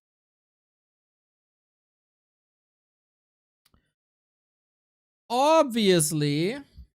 Oh, this is a lot to unfold, to be honest.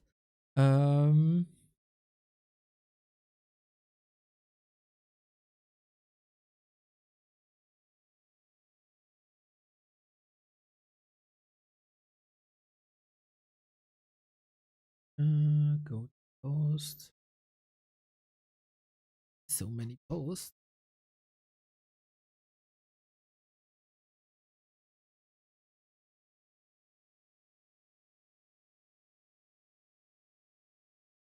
All right, let's talk ghouls.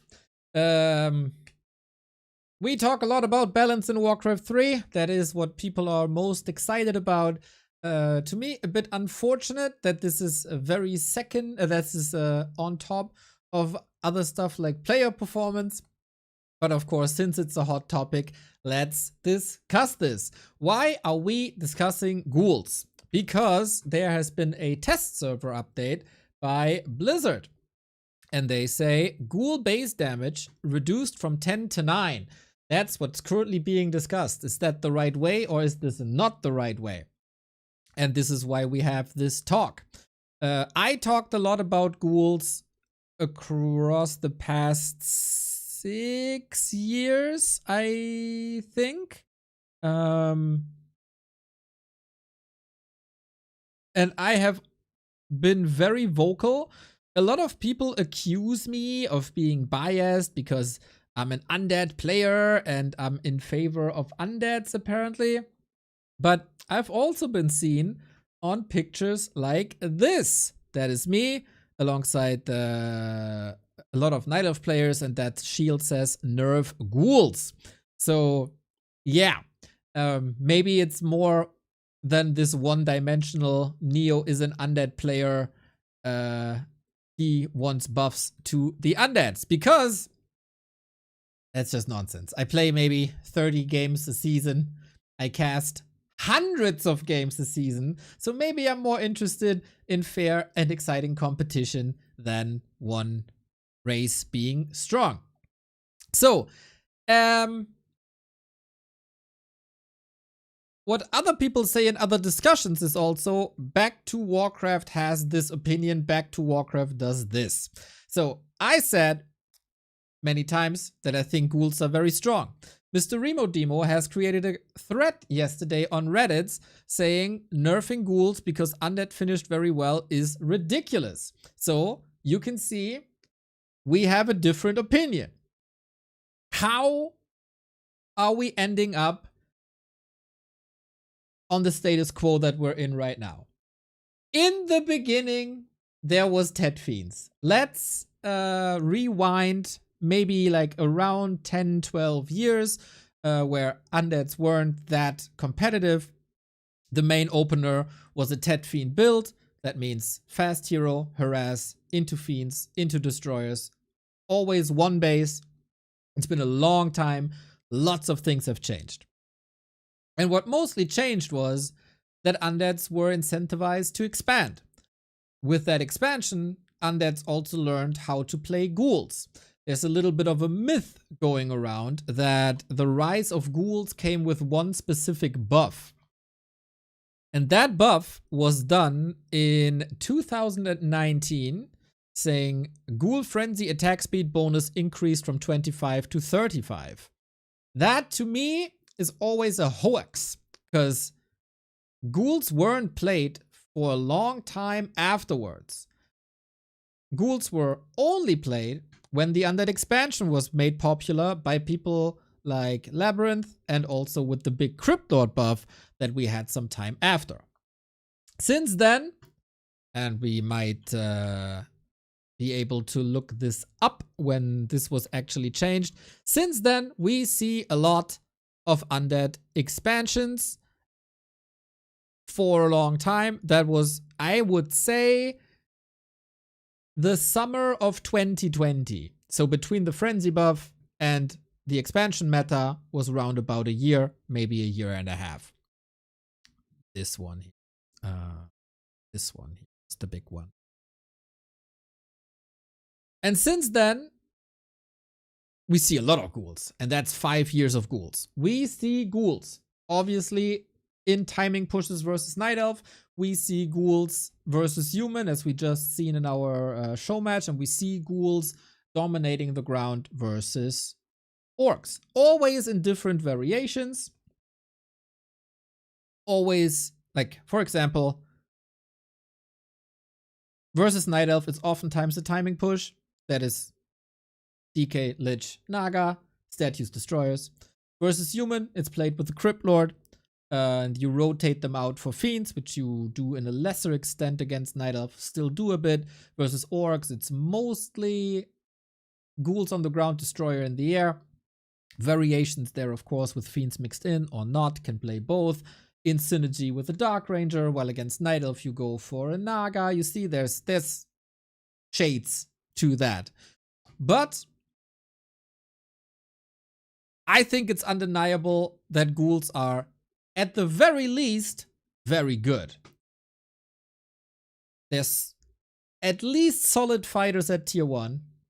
They can be rotated after a fight, after a creep, go to the base, heal for free. They get a tier 3 upgrade, which is very unique compared to Grunt's Footman, who got tier 2 upgrades, of course. So ghouls are rather unique. Nobody has this rotation mechanic except Militia, but Militia are temporary and ghouls are permanent. Ghouls are also incredibly fast, which is nice if you can control this well. Lots of tempo. Tempo always good. So all this leads us to the Super League. And you guys watch the Super League with me. And especially in the early hours of the Super League, the early play days, undeads have been super dominant. Wait, we forgot one thing. That was the status quo for a long time, I would say. Then in the last patch, we got the long discussed piercing damage change. Piercing damage versus heavy armor was reduced from doing 100% damage to 90%. So a flat 10% damage reduction of 10%. That goes for water elementals, headhunters, archers, dryads, rifles. Lots of stuff. What didn't really change was the early game for undead. They have a hero, they have summons. Summons have normal damage, heavy armor. There's no piercing damage involved in the undead early game. There is piercing damage involved in all other early games. I count the early tier 2 maybe into an early game from the human perspective when they play rifles. And water elementals, of course, as well. So, A, ghouls have been very strong for a long time.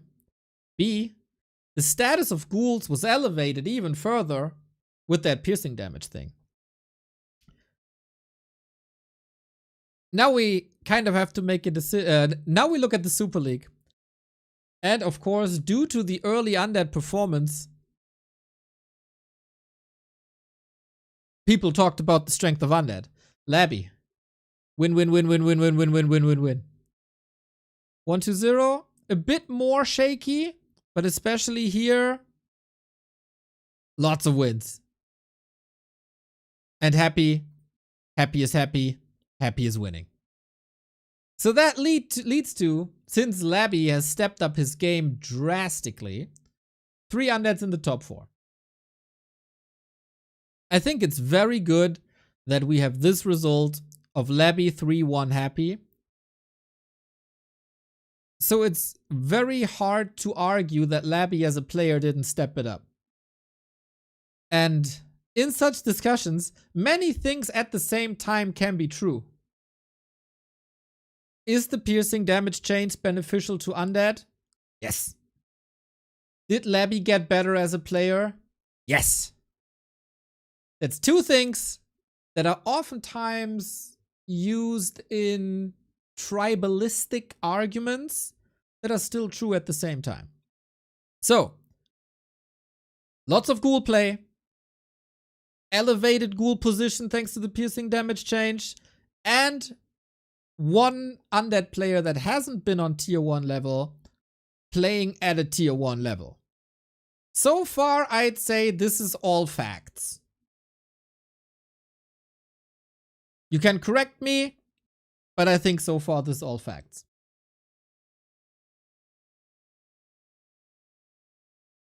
In comes the PTR. Oh, the piercing damage changed the early game so much. We compensate this by taking ghoul damage away, because every other race got shafted, undead did not. So in the early game, we take a bit of strength away by the early game unit to compensate for what we took away from the undead side. From the other side. You can debate, is that the right way to do? Should you attack the ghouls? Could you maybe do this to skeletons? That's a different discussion. This happens. And then in Super League, Lebby is losing maps to fly. 1-0 is losing 3 times in a row to 40 Happy Sock.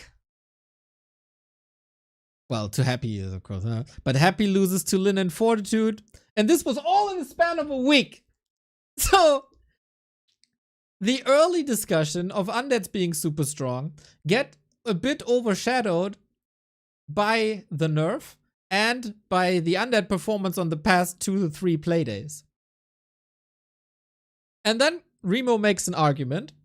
Nerfing ghouls because UD finished very well after one group stage is ridiculous. If balance is very out of whack, as it was recently with Pally Rifles for example, I'm all in for intervening with balanced patches. But doing this after one tournament group stage basically only because of Lebby overperforming is nonsense. By this philosophy, Blizzard should have nerfed Firelord 2 years ago when it was doing well for 2 months. That was November of 2023 when, for example, Moon beat Happy with the Firelord. In a deep RTS game where solutions always take a while to be discovered, some patience is required when it comes to balancing. Changing balance on a week-to-week basis makes sense for auto-battlers, but not for games like ours. Is there truth to that? Yes, of course, there's truth to that. Is this something I agree with 100%? No, I do not. So, I would say,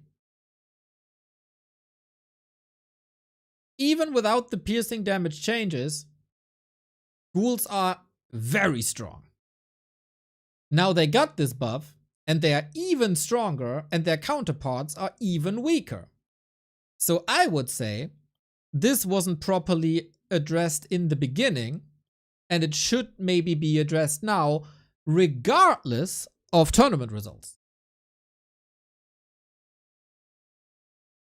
Should you nerf a unit based on tournament results? I would say no. And that goes both ways. I think, for example, you shouldn't stop the Ghoul nerf because of the recent tournament results. Happy was playing weaker versus Lin, and Happy was playing weaker versus Fortitude. Should that be your evidence that ghouls aren't too strong? No. Happy lost, for example, with the tier 2 expansion. That's a pretty weak strategy, I would say. Happy also lost to Fortitude. Why? Because sometimes he just didn't build his altar on the way to tier 2. that is a way more crucial mistake than 1 damage somewhere or 10% damage somewhere else. What is true is that different races took a little bit longer to get used to the new meta, and it's only been a couple of weeks. Orcs, for example, Lyn, for example, struggled massively early on, as orcs were hit hard with this patch, with Headhunter and Wyvern both being affected. And then something comes in that nobody can change, and that is the mental game of a player. If you look at Lyn versus LabyRinth, and you take this tournament result as evidence for any balance, you are doing a disservice to the game and to any discussion. Because Lyn was playing really bad and Lebby was playing solid. In this series, Lyn lost an expansion to the creeps. That happened. In the series versus Colorful, Lyn lost his hero to the creeps. These games should not be taken as balance. LDK. Let's go, LDK. Thank you for the merch purchase, mate. So, this is why I went to Twitter and said, this tournament gave us proof that player performance is more important than maps, is more important than balance. We had wild win and loss streaks on the same patch. We had a ton of 3-2 results where maps made the difference, where one player was stepping up his game, finding new solutions. And I look at these games of the Super League, tons and tons and tons of games that have been hidden, and I like, which game was really decided by balance? And if that was affected by balance 2 or 3 weeks ago, did people find solutions to this by approaching the game differently?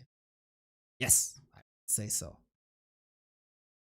People, like, the metas are constantly switching around, disregarding of Ghoul changes. Night Elf versus Orc is currently experimenting with how many Dryads went to go tier 3. Lyn versus Human went for Witch Doctors, for example. We see the newly development of Blade Master 3rd. Human versus Undead is all over the place right now between expansion and one base. And how does the Undead build the expansion, and when do you tech? Like, there's so many decisions to be made in a game that are way more impactful than Ghoul +1, -1. So I agree with Remo when he says nerfing ghouls because Undead finished well after one group stage is ridiculous. That shouldn't be the case. I am still very much in favor of the Ghoul nerf because of the last 6 years. Because ghouls are incredibly strong versus Night Elf throughout the entire game. Especially with Frenzy, of course. Ghouls are very good versus Human, where you have ghouls, skeletons, beetles. But beetles you only see versus Humans, so nerfing beetles doesn't change anything. And ghouls are incredibly oppressive on the ground versus Orc, in combination with the Dark Ranger, where you don't have the beetles, but you have skeletons. So to me, especially in combination with that piercing damage nerf that benefits ghouls, the Ghoul nerf is still justified, regardless of the tournament outcome. And then you can make a discussion if you nerf ghouls or if you nerf skeletons, whether that's Dark Ranger skeletons or Rod of Necromancy balance skeletons. But this combo is crazy strong. And that's my point. You don't nerf ghouls because of the tournament results. You nerf ghouls because they are so flexible, so fast, so cheap, so oppressive, and all of that is amplified by the latest patch that wasn't correctly addressed. So now a lot of people say the entire piercing damage change was wrong. And I say that is not true. I think the piercing damage change is still the correct thing to do, because piercing damage units were the only one that you could mass alone, except super late tier 3 units, maybe griffins, maybe destroyers. But then you have the super long tech tree and they are very expensive. I don't want to see, personally, people can have different opinion, of course. I don't want to see an army that is only rifles. I don't want to see an army that is only headhunters. I don't want to see an army that is only fiends. I want to see in an RTS game as many units in an army as possible, or only wyvern. And that was only possible on tier 1 and tier 2 with piercing damage units. And that sucks! I see the game after the piercing damage nerf, and I see so many more Tauren being the counter that they're supposed to be, versus, for example, rifles. I see Tauren Mirror. Stuff like that, and I think that's good development. When now rifle or piercing damage units have a counter, I am not saying that it's perfect. I talked about the piercing damage change many times. I somewhat popularized it to a degree, and I made an Excel list, I listed every unit that has piercing damage and every unit that has heavy armor, and I said, this is a problematic interaction, this is a problematic interaction, this is a problematic interaction. And those weren't touched yet. So, does the piercing damage nerf need fine-tuning? Yes. And it already got one with archers, and it might get one with ghouls, and that is fine. That is 2 small adjustments for one major issue that Warcraft 3 had for 23 years. And if you... That is okay to me. It fixes a bigger flaw and needs fine-tuning. I think the piercing damage change is elevating the game to a healthier ground level, which we then have to foster. And at the moment, of course, flaws exist. And I think the archer buff was alright. I think the ghoul change is right. It could be skeletons as well. That's up for debate. But that's my take on the matter. I think we shouldn't be too hectic with changes after a patch. But I don't think the ghoul change is too hectic. Ghouls have been oppressive for 6 years. I think you shouldn't nerf based on one tournament without a magnifying glass. And I think that's not done because of one tournament. Because if balance changes would have been done based on one tournament, it would have orc buffs in as well. So I don't think this is the case, really. So that's my point.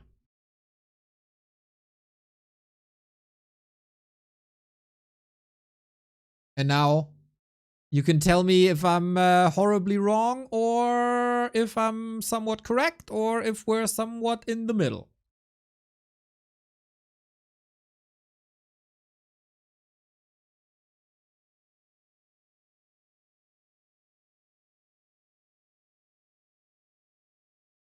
You're getting in rage? Oh no, I don't feel like rage at all. Hi to Chaco, you absolute legend, 100% agree. Nice.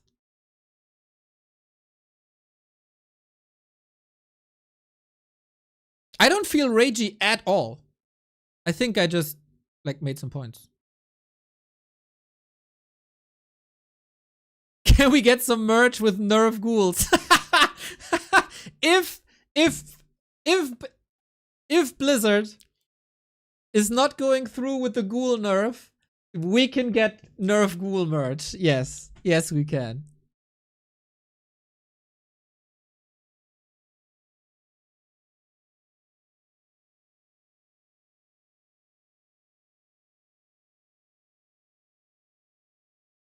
So yeah, I'm very open to feedback on my thinking.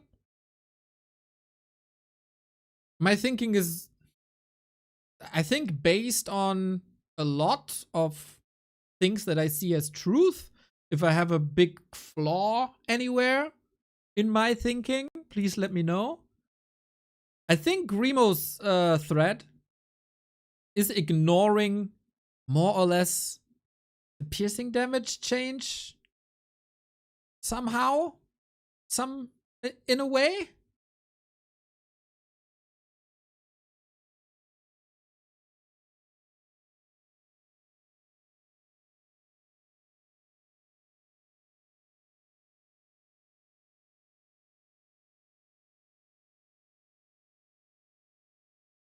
Nerfing Ghoul seems like targeting top players and demolishing lower ranked players.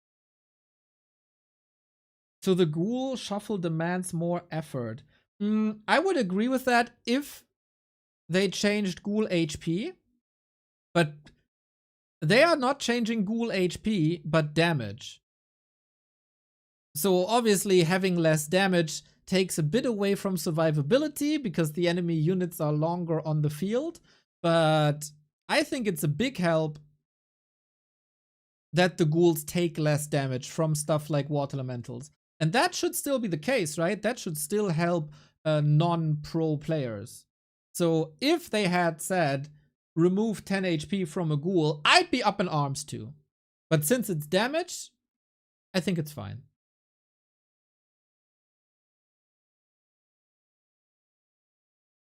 I think it's nice to see rock, paper, scissors more in RTS. I love how the meta is evolving compared to back in the day in 2009 and 14, where I played actively. I think it's good to see that mass is kind of getting weaker. Morloon, I very much agree with you.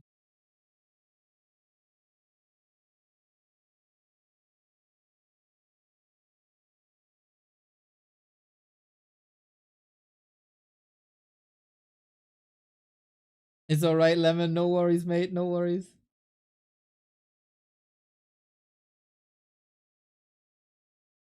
Mr. Carsten, I do read YouTube chat.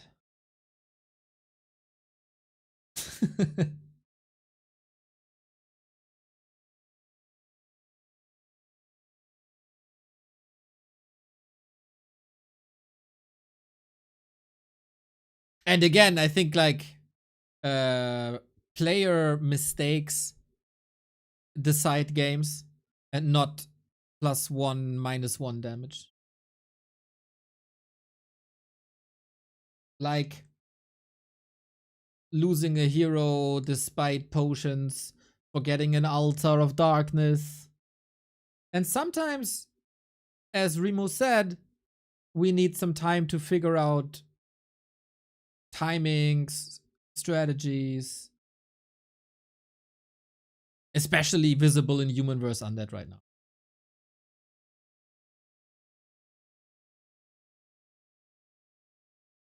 And then you might say, oh, now the undeads are struggling versus the humans, and if you nerf the ghouls, that's all gonna be worse. But I think Lebby showed already that there's different angles by attacking faster, by going Lich. You know, there's always options.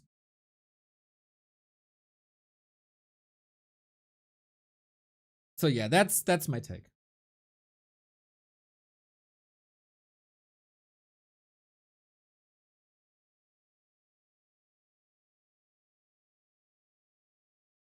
If you are saying player mistakes is what decide games, not one damage, then you should not make balance changes. That means the game is balanced and the player decides the game. I think both can be true. I think a unit can be very oppressive and compared to their counterparts or compared to everything else in the greater scheme can be on an elevated level, but not that it decides games. For example, I'd say a Keeper of the Grove in 2020 was so strong that it was more important than player mistakes. And therefore had to be hard nerfed. At the moment, it's a lot like you can do fine tuning and point out mistakes.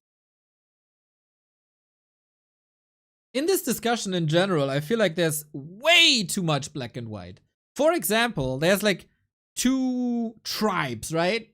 There's one tribe saying And this is going back and forth the entire time. Super annoying if you're deep into the material. One tribe is saying, look at the Super League and the ELO ranking.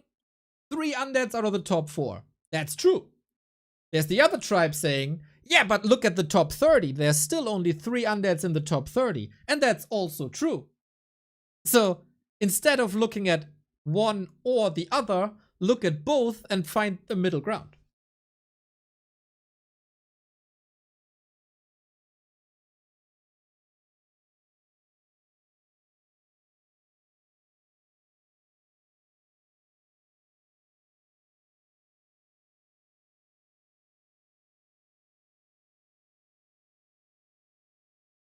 Oh, and where's the Caribbean post? We have one post that I love, and it's again by Caribbean. I love Caribbean as a community contributor.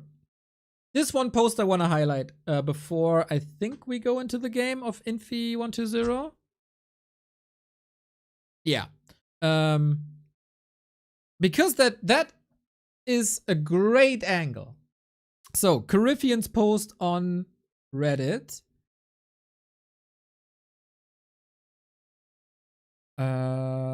Goddamn, where is it?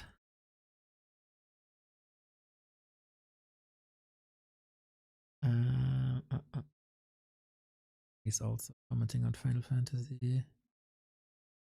Here we go. This one.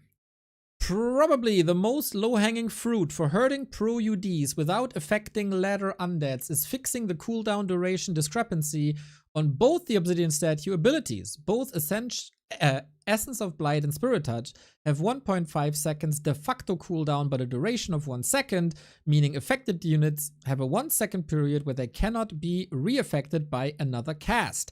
This means if you have 2 statues and you manually cast both abilities with them alternating in 1 second intervals, you get 150% throughout on your healing compared to just having one on autocast for each ability. It takes micro to do, of course, so it's not free, but it's exactly the kind of thing that creates a rift between the top level and the mid levels. For the record, it's not even that Essence of Blight and Spirit Touch have 1.5 seconds. In the editor, they have 1 second cooldown, but presumably these abilities are coded in such way that the cast point of the unit itself, which is normally how long it takes for a unit to finish the cast wind-up animation, gets added to the cooldown since Obsidian Statues is at 0.5 seconds, while the ability casts instantly instead of taking a cast wind-up to use. Either way, simply raising the duration of both Essence of Blight and Spirit Touch to 1.5 seconds fixes this discrepancy, slightly lowering the ceiling without really impacting most undead players. Yep. That would help amateur undeads so much. So much. This is really on my wish list for a patch down the road in like, I don't know, 3 months, 6 months. That would be awesome to see. As an undead player, statues are horrendous to control. It could come with a penalty, of course, if you make usability a lot easier. You can take some strength away or something, but I haven't thought too much about it. But if you want to help amateur undead players, this would be a way. I like that a lot.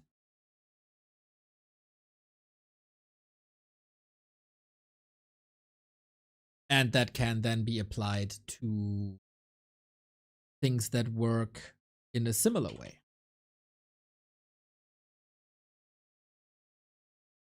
So, in short, nerf ghouls.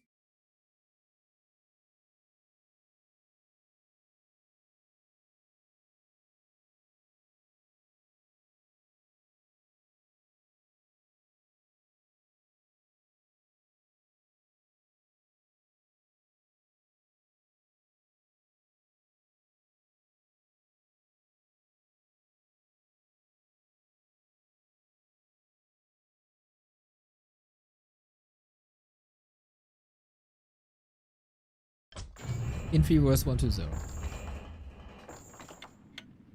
I hope that all made sense. I hope I didn't forget anything.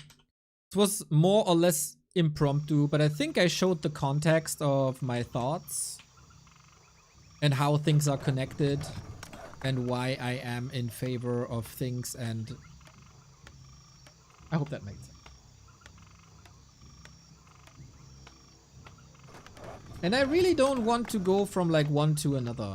I don't want like do this, do this, do this, do this, do this, do this. Question is, Ghoul nerf, Take yes my or prime no? neutral, Neo.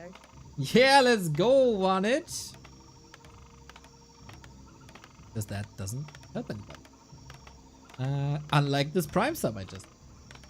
So now go to Battle.net forums and tell people how I'm only balancing for undead. This god-forsaken place. Is it best of 5 or play all 5 or what is it? Format to be announced. Best of 5. It says best of 5. Okay. Okay.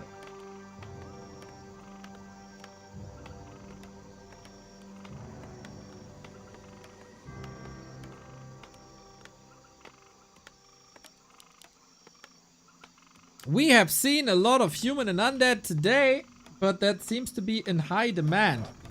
And guess what, everybody? Similar to LabyRinth, 120 is opening things up with a Lich. Let's go! Very hyped about it. Once again, thank you, Lajuk, for the merch purchase, mate. Hope you enjoy it. I am very pleased with the quality, and hopefully so are you. Infy has played a phenomenal Super League season. Overperforming a little bit. Very, very cool series. Lots of back and forth. And lots of full 5 maps.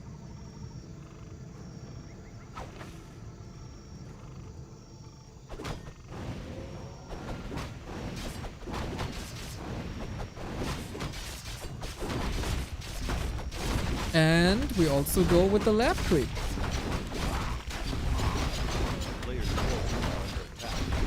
So, what's the item gonna be, and how good is 120's Lich creep? He never really thrived with the Crypt Lord. He is, I think, by far the weakest Crypt Lord player of the top 3 Undead Elite. And so for him, it could be a huge benefit going to Lich, as he has seen some success against Night Elf here and there.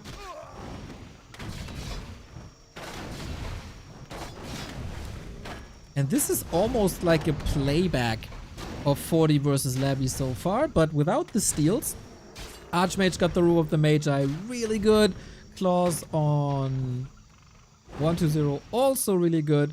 We still try to expand. While I say that 120 is a bit weaker than the other undeads, I gotta say Infy is incredibly strong. In Super League, this was 3-2 between them in favor of 120, but it's also some time ago. Since then, lots of things have changed. And Infy is very close to a 40 in terms of playstyle. So this is a very, very good test if 120 maybe does better with the Lich on certain maps. I think his Dreadlord, for example, is also really good. I would love to see him play Dreadlord again on maps like Autumn Leaves, as he has played in the past. Ooh, nasty Nova. And yeah, meta is shifting in front of our eyes, everybody. More and more Liches. Still, what stays the same is this one right here. Archmage surrounded pretty much immediately. Lich a bit out of position here. Not sure what he was going for, but he was not there when he needed to be there. And therefore, Footman not really punished too much. Will force a TP, will force a cancel. And now things are getting really interesting if 120 is teching or not. But no, he expands in his face. Could have been a cool play to expand while the TP was still going off, then cancel it and then tech, just to confuse your opponent.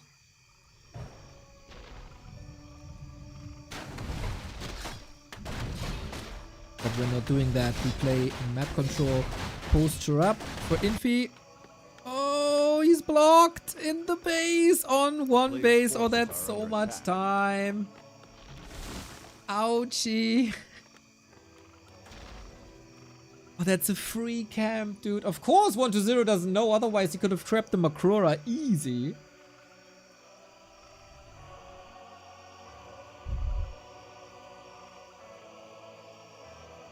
Oh, what a shame. That throws Infy back big time.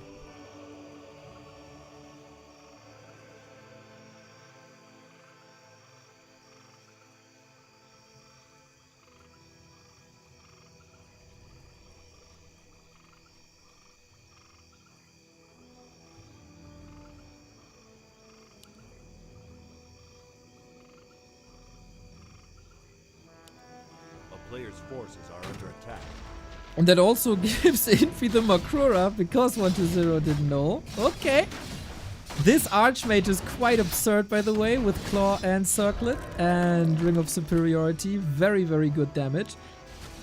Can he do something about this base? Not too sure. So 120 has to play a defensive Lich, which is not the natural habitat of a Lich, I'd say.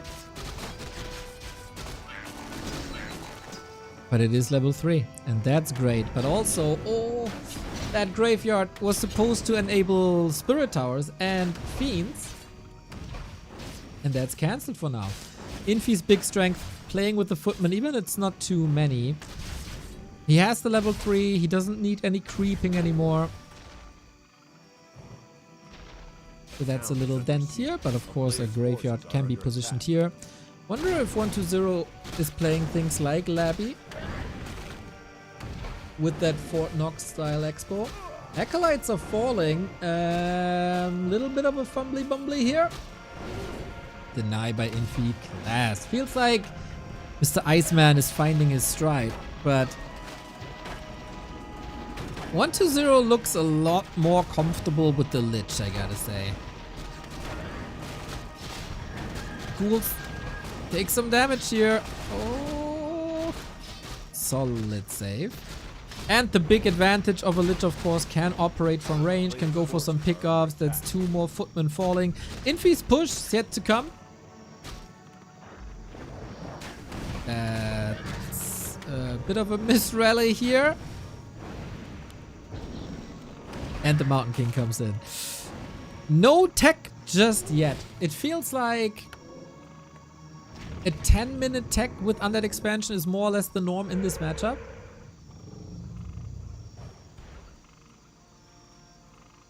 And that will be accomplished.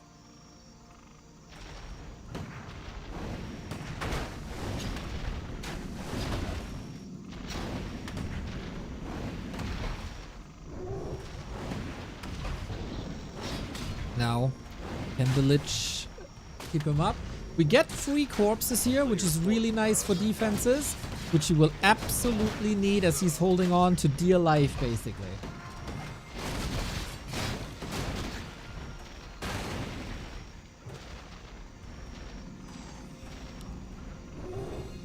No more mana.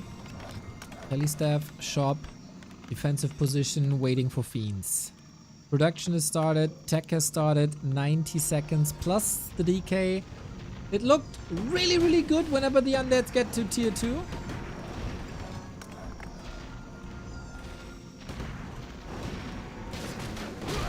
Oh, nice snipe. This priest also very far forward. And here comes the mortar push. I would have almost bet some money on the fact that Infy is following in the footsteps of 40 when it comes to like Blizzard play. Seems to be a mortar team aficionado here though. Gotta love Infy games. Mr. Buttcrumbs, if you're happy, I'm happy. With the first 2 fiends, we move forward. Piercing damage great against towers. Stormbolt to the head. That's a very, very hurt Lich. Archmage chasing. This costs a couple of units here too. Once again, priest very far forward. And the Mountain King surrounded. Whoops. Wait, is he dead? If yes, at what cost? Oh, 3 ghouls. The priest heal is not enough. Oh, that's saved by 1-0. Sick. Into the forest we go. Lich healing got interrupted.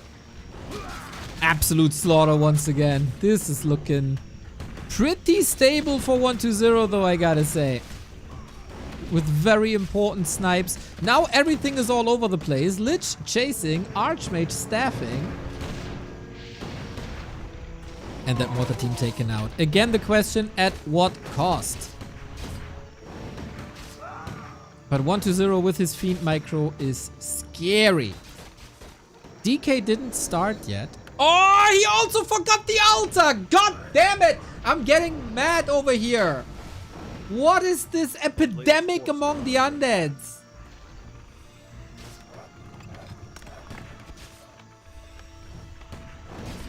Oh, how solid he would be with the DK, man.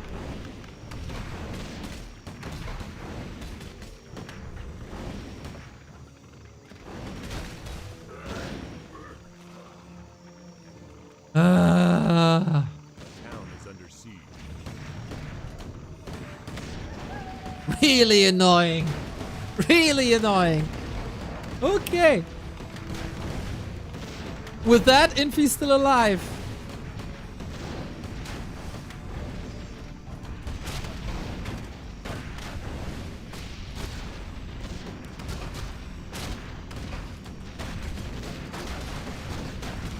He's also gonna be supply blocked now that the altar is up.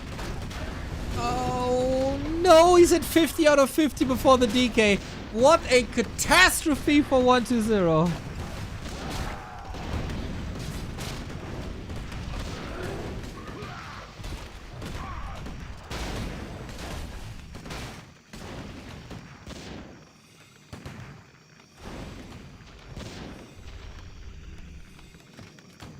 Monk, we're not talking about selling of the altar. Selling of the altar is totally fine, but you need to rebuild it in time. And 1-0 was floating 800 gold, 600 lumber when he started the altar. So I don't think it's a resource thing when it comes to rebuilding altar. They just forget.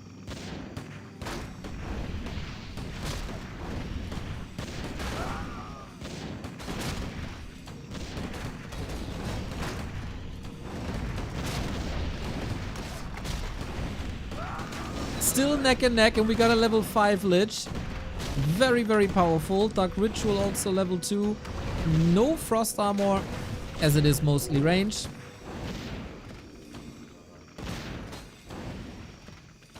It's part of the strategy, max pressure to force mistakes.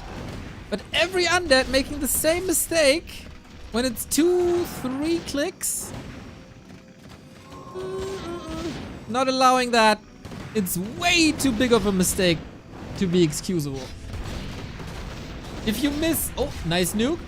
I mean, it doesn't matter in this case, because 1-0 is still winning. If you forget a Fiend or something, maybe 1-0 still won, so I'm gonna hold back the rage, but I see this more and more and I don't like it. What I do like is these Lich plays, man. Ha! In love. In love with the Lich plays. Super sick fight by 1-0 in the middle. Also the snipe of the mortar teams, very good. And yeah, that MK kill sealed the deal. So very pleased with a lot of things that 1-0 displayed here. Not very pleased with the altar.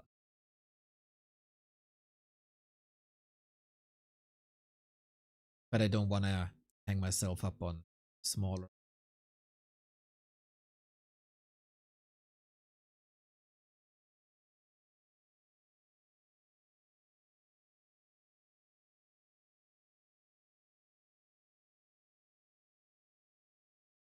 So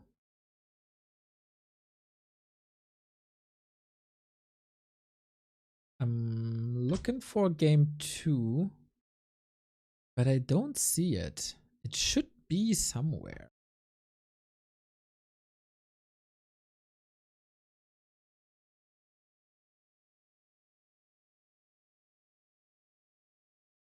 There's only the springtime game. That's a private game. That's annoying. They set things to private. They said everything to private.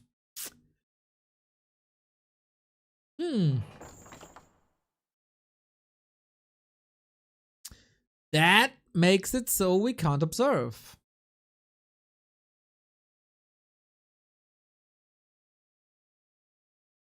That is, of course, their right to do. It's not ideal for us, but can't argue with that.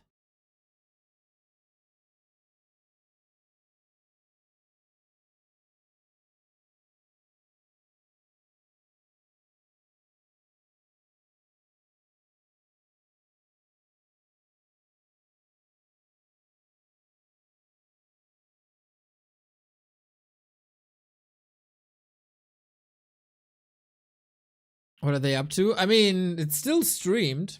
It's probably something like streaming right protectionism kind of thing. Yeah, that is of course a bit annoying for us. Chances for replays then will also be rather hard.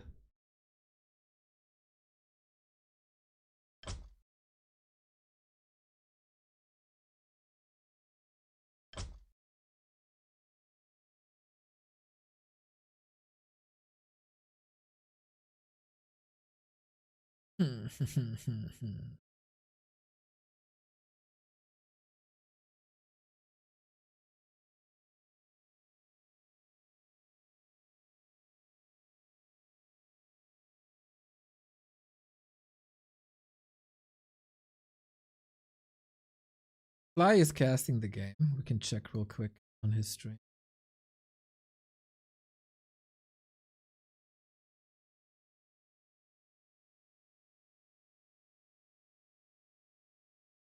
Yeah, I guess we're gonna cast this map. It's oh, Infy 1 back to back.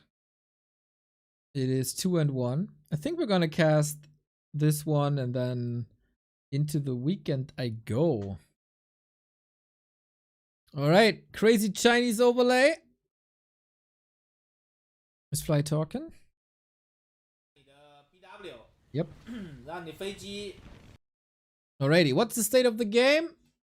Rather similar. We open up with the Crypt Lord this time. But 120 made it to tier 3. Crypt Lord almost surrounded. And what's Infy's army? Knights, Griffins, Gyros. Very crucial point in the game right now. Nasty noob. That's a lot of units about to fall. 19 workers and a shredder. Wow, heavy. But it looks like 120 is pushing through.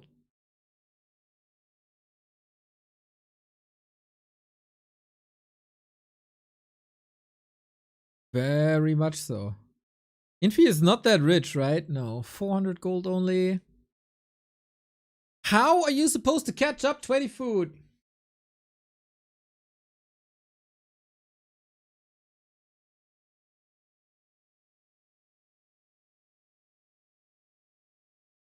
When it's 2 base, 2 base.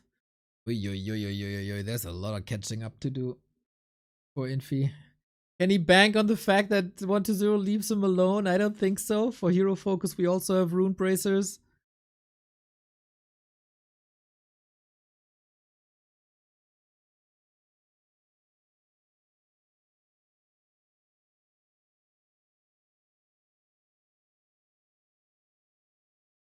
How is he? How is he? How is he supposed to hold this with these heroes?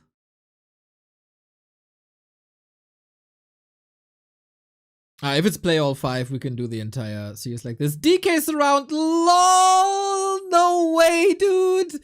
Infy with the militia surround golden. Still gets level 5 Crypt Lord. Still kind of fine. And destroyers are about to fall here. If he gets a connection, no way he's still winning this.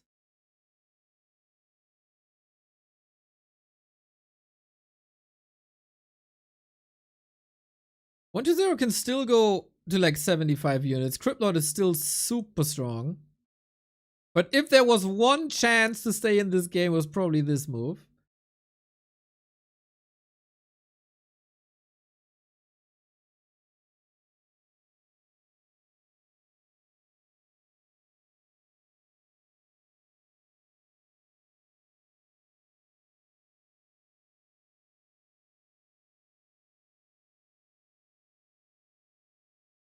Okay, with that play,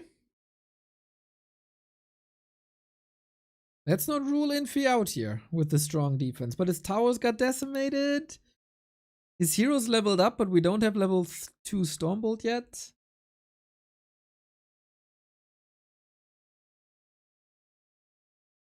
And Heal Scroll and Flute and a mega tanky Crypt Lord.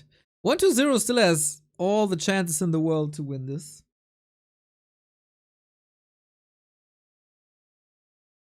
And to be fair, he should be winning this. In before conspiracy theory that I only cast the games where the undeads win. I'm such a fan. I purposefully skipped these 2 matches. They weren't on private. I just saw the result. Whee! Okay. We got 2 sets of gyros. They did good damage, but we have double heal scroll against it, which is a nice adjustment, I think, against all the flak cannons. But the flak cannons look insane for now. There is, I think, no upgrades on the defensive side for the destroyers. Still, the focused fire for 1-0 is looking fine for now. Man. Infy 20 foot down. All the gyros disappear. Yep, and that's still destroyer in the air. That must be it, man. If not for a crazy hero kill, Inborn. Oh, so close, dude. So close. Everything in the red.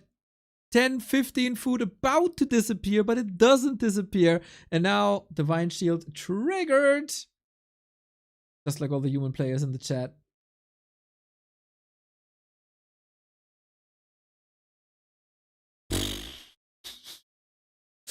Oh, Infy lost almost everything here, unfortunately. Another impressive hold. Like, the fights aren't bad at all.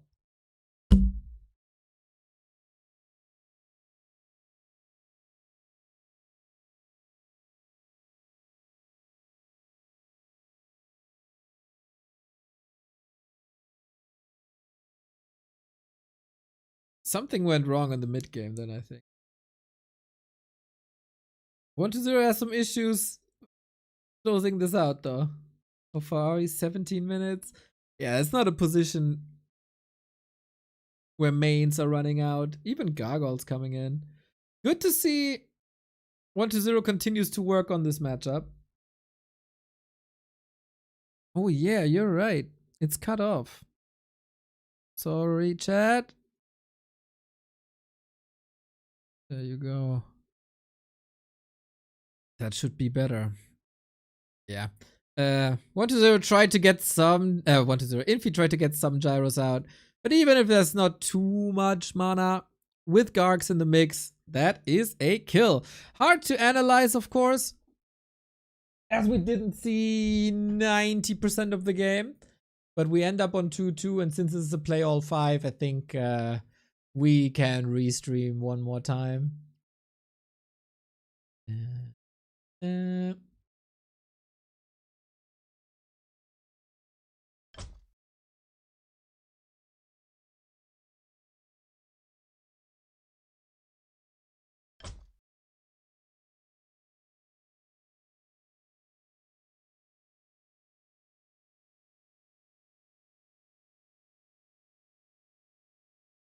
Okay, 1-0 says, of course you can observe. Nice. Kova, thank you. Alrighty! Then we got the decision. We're in game. We have our overlay. Shout out brother 120. That is lovely. And we get the decision. Well, if he wants us to observe, then he must be confident, right? Oh man. Cool, cool, cool, cool, cool. Hova saves the day, giving us the game name. 120 saves the day, allowing us to broadcast. Here we go.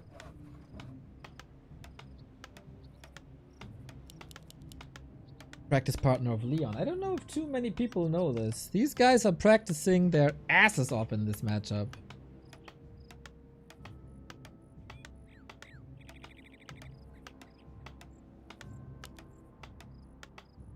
And that might come to the rescue here now. We close things out on Hammerfall, which should then be another Crypt Lord. I would be very surprised if it's not.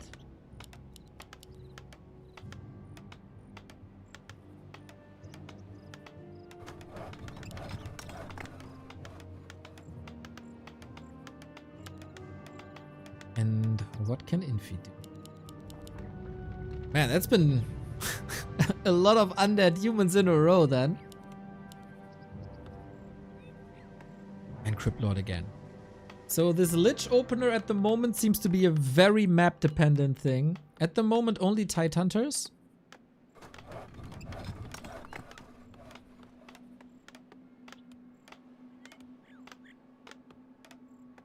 Like to see it more, but I can understand.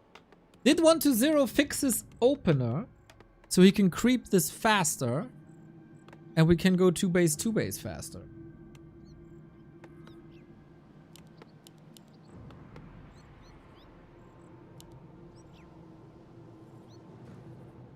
Then we have a great.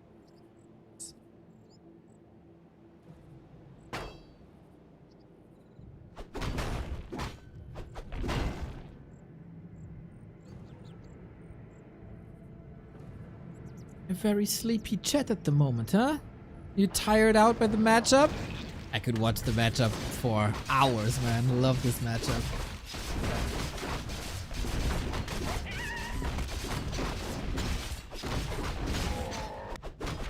So 120 got punished quite a bit by getting attacked here early on, prior to level 3. And because he had some imperfect creep routes that helped the human to arrive at the perfect time. Oh, this looks better though. Yep, this looks a lot better. With the Kobold gone when the Archmage arrives, this doesn't give the human too much room. And a replenishment potion is of course fantastic, always. There was a worker here, whoops. A player's forces are under attack. Did he pull that? It is the hated level 2 aggression. Somewhere in southern Germany, Remo is yelling on the top of his lungs. But nobody's listening. With this presence though, 120's Expo is delayed. Impale to almost the surround. Whew, that was close. Quick reaction by Infy. This was also the result, by the way, in their Super League match. It was 1-2-0-3, Infy 2 after a wild war. Where, to be honest, most of the time I had no clue what's going on. Can Infy get the revenge here, though? Still 2 water elementals. That was ambitious. Very ambitious. Used as a little bit of bait, right? To leave the Crypt Lord alone. To get the replenishment potion. But Infy also taking Acolyte out here. This might be a quick one. And this is the moment where Lebby would surely tech. Oh my, an impale for nothing! Oops! Oops, oops, oops, oops, oops. A player's forces are under attack. And apparently he didn't cancel either. This is a okay, no. He did cancel, but Q. Okay. So similar to Happy, he wants to brute force this Expo. Infy, clean Expo, unpunished. So I guess what happened is this got cancelled, he got the resources back, he sent an Acolyte, used the resources, and that's why it didn't display here. Player's force is under attack. Otherwise that game would almost be over. Ghoul to the creeps!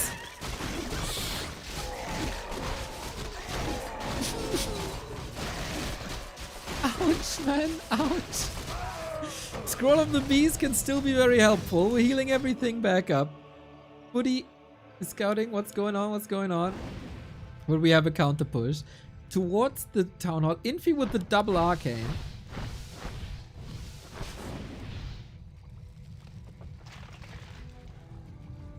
And free item. Free item. Yes, sir. Nice. And the tome. Yes, Hero of Twitch set. Love it. So, we don't want to push into the double arcane tower at the Expo. Let's go for the main. We don't have a town portal though. Call to arms will delay the tech quite a bit. Archmage's inventory, by the way, glorious. Glorious. Ghoul's getting slaughtered from all that damage. But in the meantime, tech has started on top of an Expo. And this evens things out. Infy doesn't have the resources to tech, but he has that Expo running. On the other side, 120 is only starting mining now, but he has the tech running. Way faster of a tech than what we've seen before. And now time to stabilize a little bit. Infy could go Shredder or Zeppelin, doesn't want to.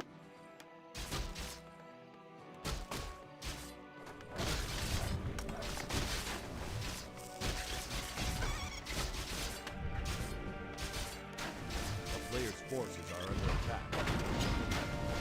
And onto bases we push. Criplord is still hurt, even though he had that replenishment potion. Good chip damage always. Similar to what Infy is doing against Acolytes now whenever they're off the grid. Similar to a Wisp. Is losing the resources it gathered. And wait a minute. This is 9 footmen. But also Ghouls here. There shouldn't be enough space to clean this up. Maybe there is though. With the Cryptlord this hurt, 120 got the altar. That seems to be finishing in time this time. Very, very chaotic situation though. Infy finding a nice angle of attack, and 120 is just tapping out, knowing that the footman pressure was too much. These games between the two oftentimes decided early. And the damage wasn't enough. Couldn't prevent the tech too much. It was halfway done. Resources seemed good. And how many times can I say this throughout my casting journey? Infy and the footman is all it takes. All it takes.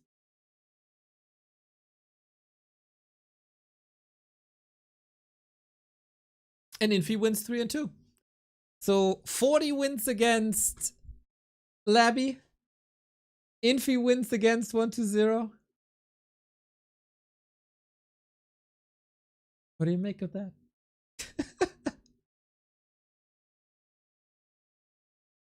That is a win then. Well done, man. Well done.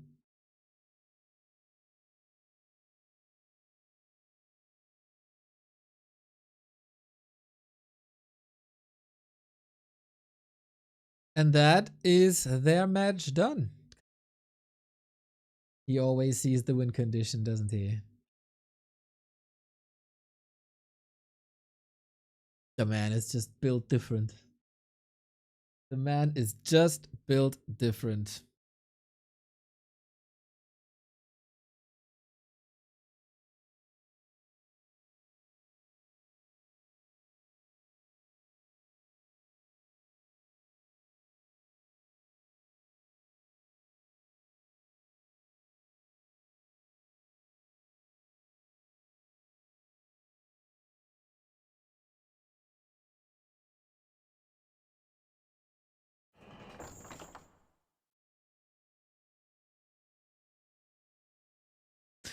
Ah, yeah. This will of course fuel the balanced discussion even more.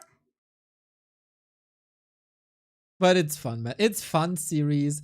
It's definitely influx. People find new angles. People experiment. We see the rise of the Lich King. I think there's still some room to grow for a Dreadlord on some maps. This will be very interesting to observe over the next 2 weeks.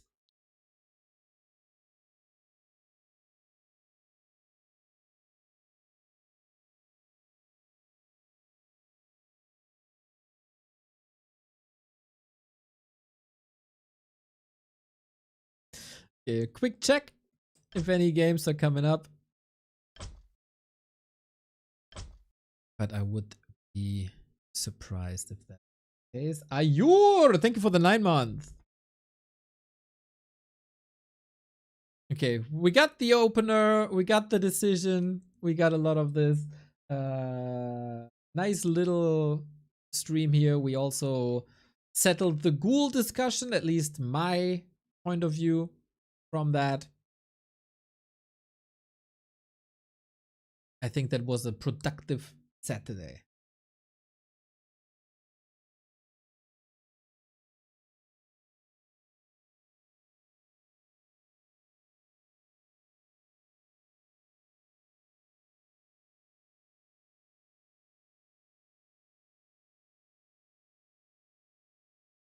Yes, yes, yes. Don't blow it up. Don't blow it up. There's quite some room for experiments. I like that. I like that a lot.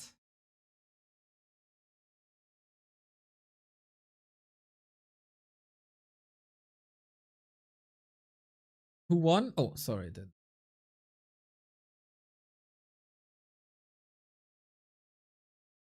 Infy 3 and 2.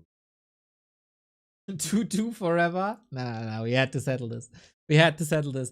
As much as I know these two guys and Lebby and 40, they will play a lot more matches against each other. Sock also never shying away from a show match, right? So there'll be more game tape, guys. There'll be more game tape. That is for sure. Mr. Ape Man, thank you. Hello. Hope you had a nice afternoon.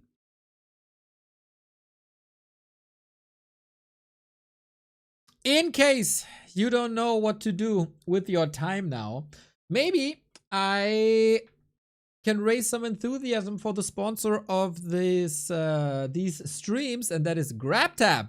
GrabTab is a little helper that can make it worth it, or even more worth it, to play some games. It is a nice little new platform that we want to display to you. If you're a mobile gamer, to procrastinate, to cut some time in a commute, you, with GrabTab, can reward yourself a little extra for that. All you got to do is to go to GrabTab with our link here. Exactly. Stream Elements. Thank you for putting it in the chat. Sign up. You can do that with your Twitch account, your Google account, whatever. It's as easy as it is across the entire internet. And then you can earn coins by playing games. Isn't that everybody's dream? Earning money to playing games to make money. At the moment here, for me at least, Warpath, Dark Legion, Puzzles and Chaos, Watcher of Realms, Marvel Strike Force, and Dark Epoch available. And there's a lot of coins to gather. And what do you do with these coins, everybody? Here on the GrabTab side, rewards will show you. You can get gift cards for that. Many different gift cards. 5,000 coins is more or less $5. You can put it into a virtual Visa for whatever you want. You can put it into Amazon gift cards, Google Play, Lego if you want new clothes, Zalando. And of course, the more points you gather, the more money you get from it. Nintendo eShop, Xbox, PlayStation, it is all available here at the GrabTab page. How does this work? You play the games that I displayed here already, and usually you play the game, you make progress, and things get more difficult and difficult. On top of the missions that you have in the game, you are aiming for missions in the game and get rewarded outside the game. For example, one of the tough missions is to install the game. Boom, 150 coins already. And then next one, in these games, you usually have a base, right? That the further you progress in the game, the more you level it up. For level 5, and it is relatively easy in these games to reach the lower levels, 500 coins. Level 8, 1200 coins. The further you go down, the higher the reward is. Level 70, 17,000 coins. That's $15 already. $15 is 3 months of a Back to Warcraft sub. That's snackies. That's an evening crate of beer. Whatever you want to go with it. And then if you fall in love with one of these mobile games and decide to purchase some microtransactions, you can actually get a little discount with GrabTap as well. We have a little leaderboard here. Wait.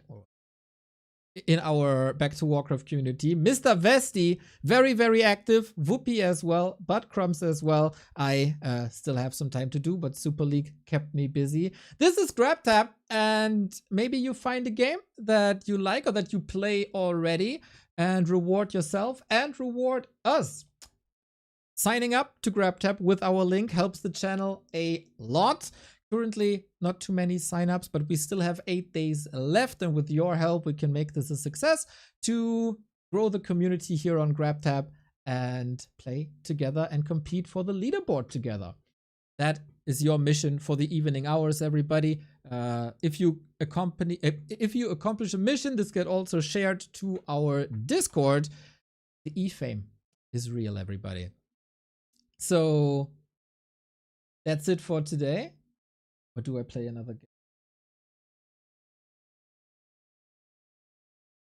Let's see if I can find a ladder. Let's see if I can find one ladder game to push it across the 6 o'clock mark.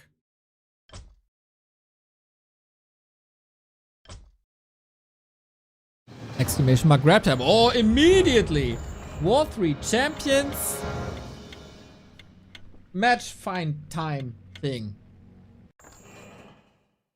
Against the human. And who is Gulliman? Sounds like Arctic monkeys here a little. Of course, I am the honorable undead. We play Ted Fiends. Haven't played in a while, but since Fountain of Mana League is coming up, a community initiative that you should participate in as well. Exclamation mark FOML. We gotta rust it off. I was contemplating with myself if I start a campaign playthrough, a little bit inspired since I watch a lot of GGG content right now. But Melee it is, man. The great game. The greatest game.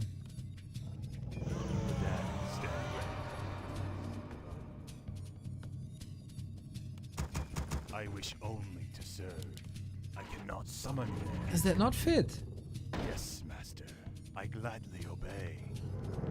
The summoning is complete.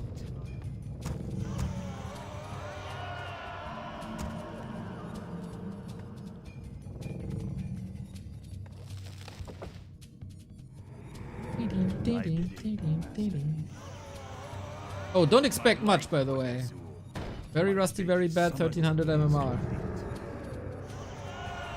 Oops. And I messed up the build order because I went for the ghouls early.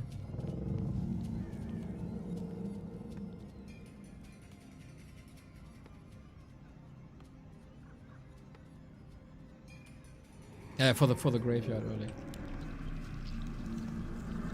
What's it doing so far? So I will be done. Fear the Reaper. My life for Nazul. The pact is sealed. I'm the one who knocks. When shall my blood concealed? I wish only to serve. Ooh, he goes My patience. really mercenary. I bow to your will. I wish only to serve. You call at last. Yep. My life.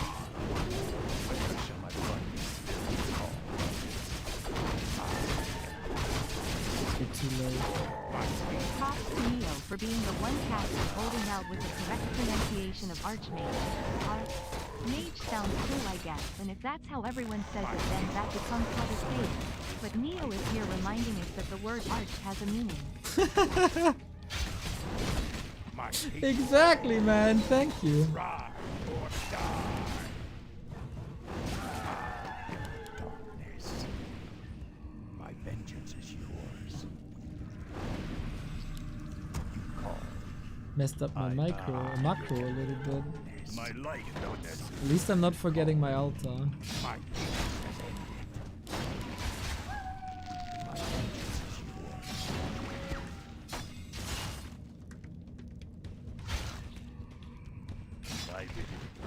My patience has ended. Is that not I am 2 coils? darkness. Shit! My vengeance is Very annoying. Ah, very annoying. Couldn't get it done, man. Couldn't get it done. And my graveyard is late. Bad, bad, bad, bad, bad. I have my grave with my ziggurat, of course. Not ideal. Summon my patience has ended. Let battle summon joy is complete. You may feel a sting. Call.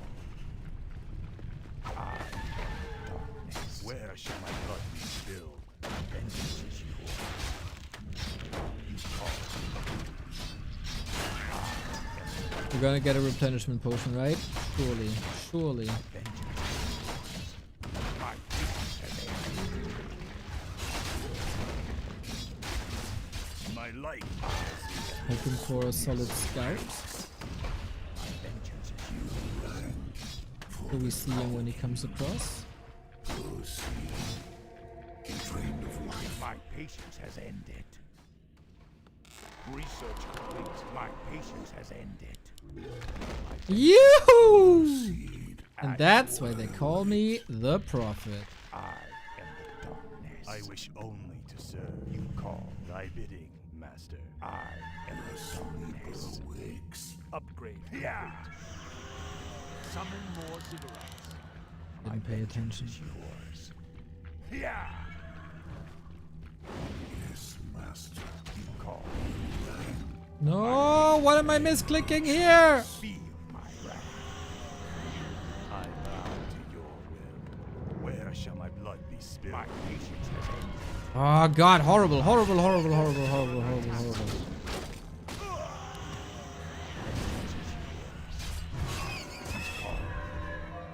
My vengeance is yours. Make your choice. No! Not good. It's not a position I want to be in. Oh, fuck. Oh, fuck, fuck, fuck, fuck, fuck. You call. I am darkness.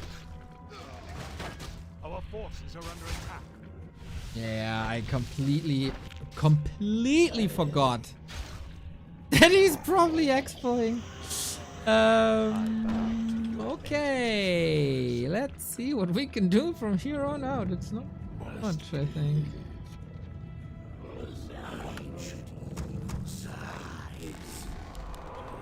My patience has ended. I am the darkness. You call. My vengeance is yours. I am the darkness. Summoning is complete. You call. By Ner'zhul. I await. He walled off like Starbuck. My patience Yeah. has ended. For the Lich King. My vengeance is yours to command. Call. Yours to command. My patience has ended. I am sworn to darkness. For the light king. My vengeance is yours. Summoning is complete. I am Ah, stupid. My patience has ended. My patience has ended. bidding. You call. My vengeance is yours. Our forces are under attack. Feel my wrath.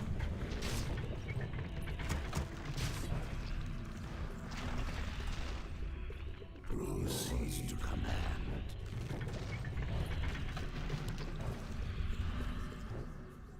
I am sworn. My vengeance is yours. You call.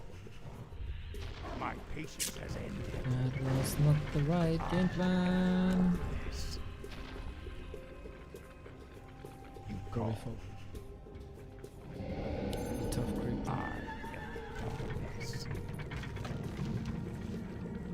My patience has ended. My vengeance is yours. Destined. My vengeance is yours.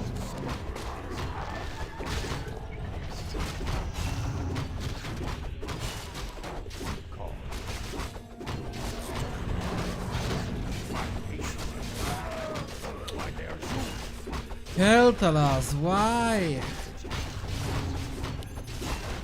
my patience has ended.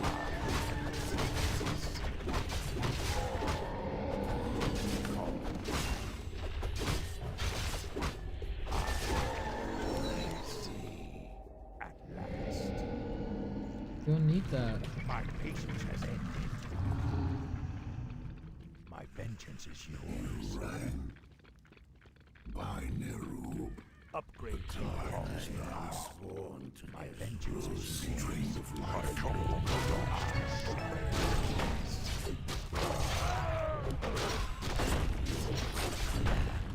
my patience has ended. Go home.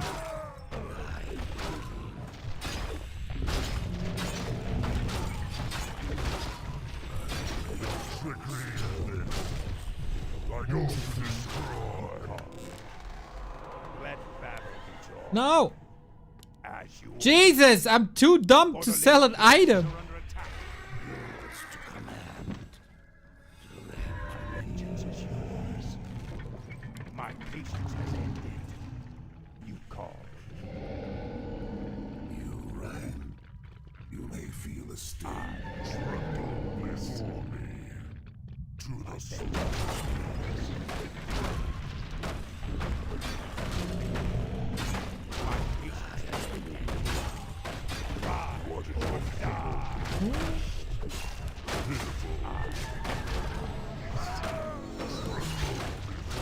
Still didn't fix my cleaver.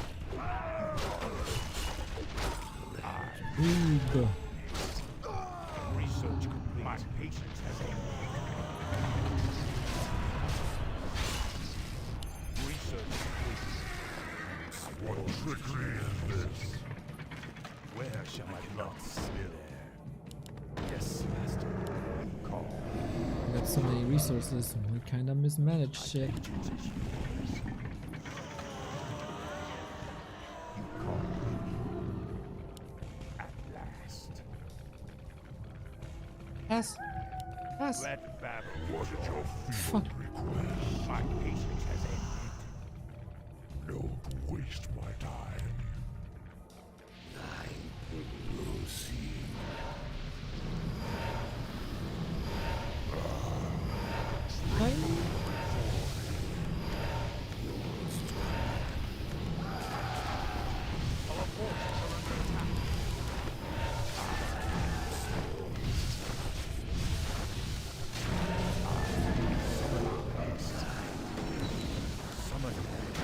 Oh wow, he got so many footmen. What the heck?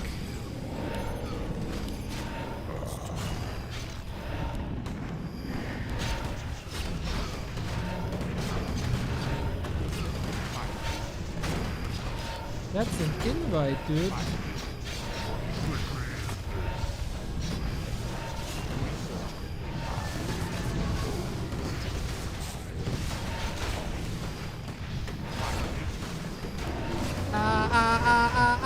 What a misclick!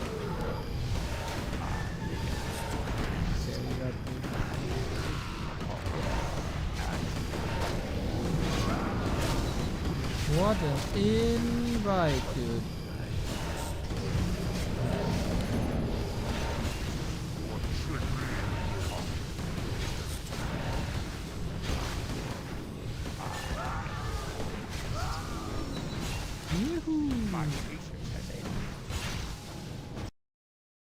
Okay, that was nice. That was a very thankful victory.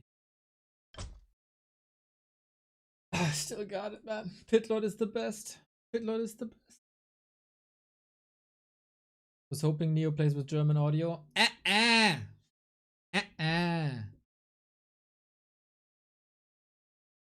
Celebrating 6 months of back to Warcraft on the same day as my parents' 50th anniversary. Yo, nice, man. Nice.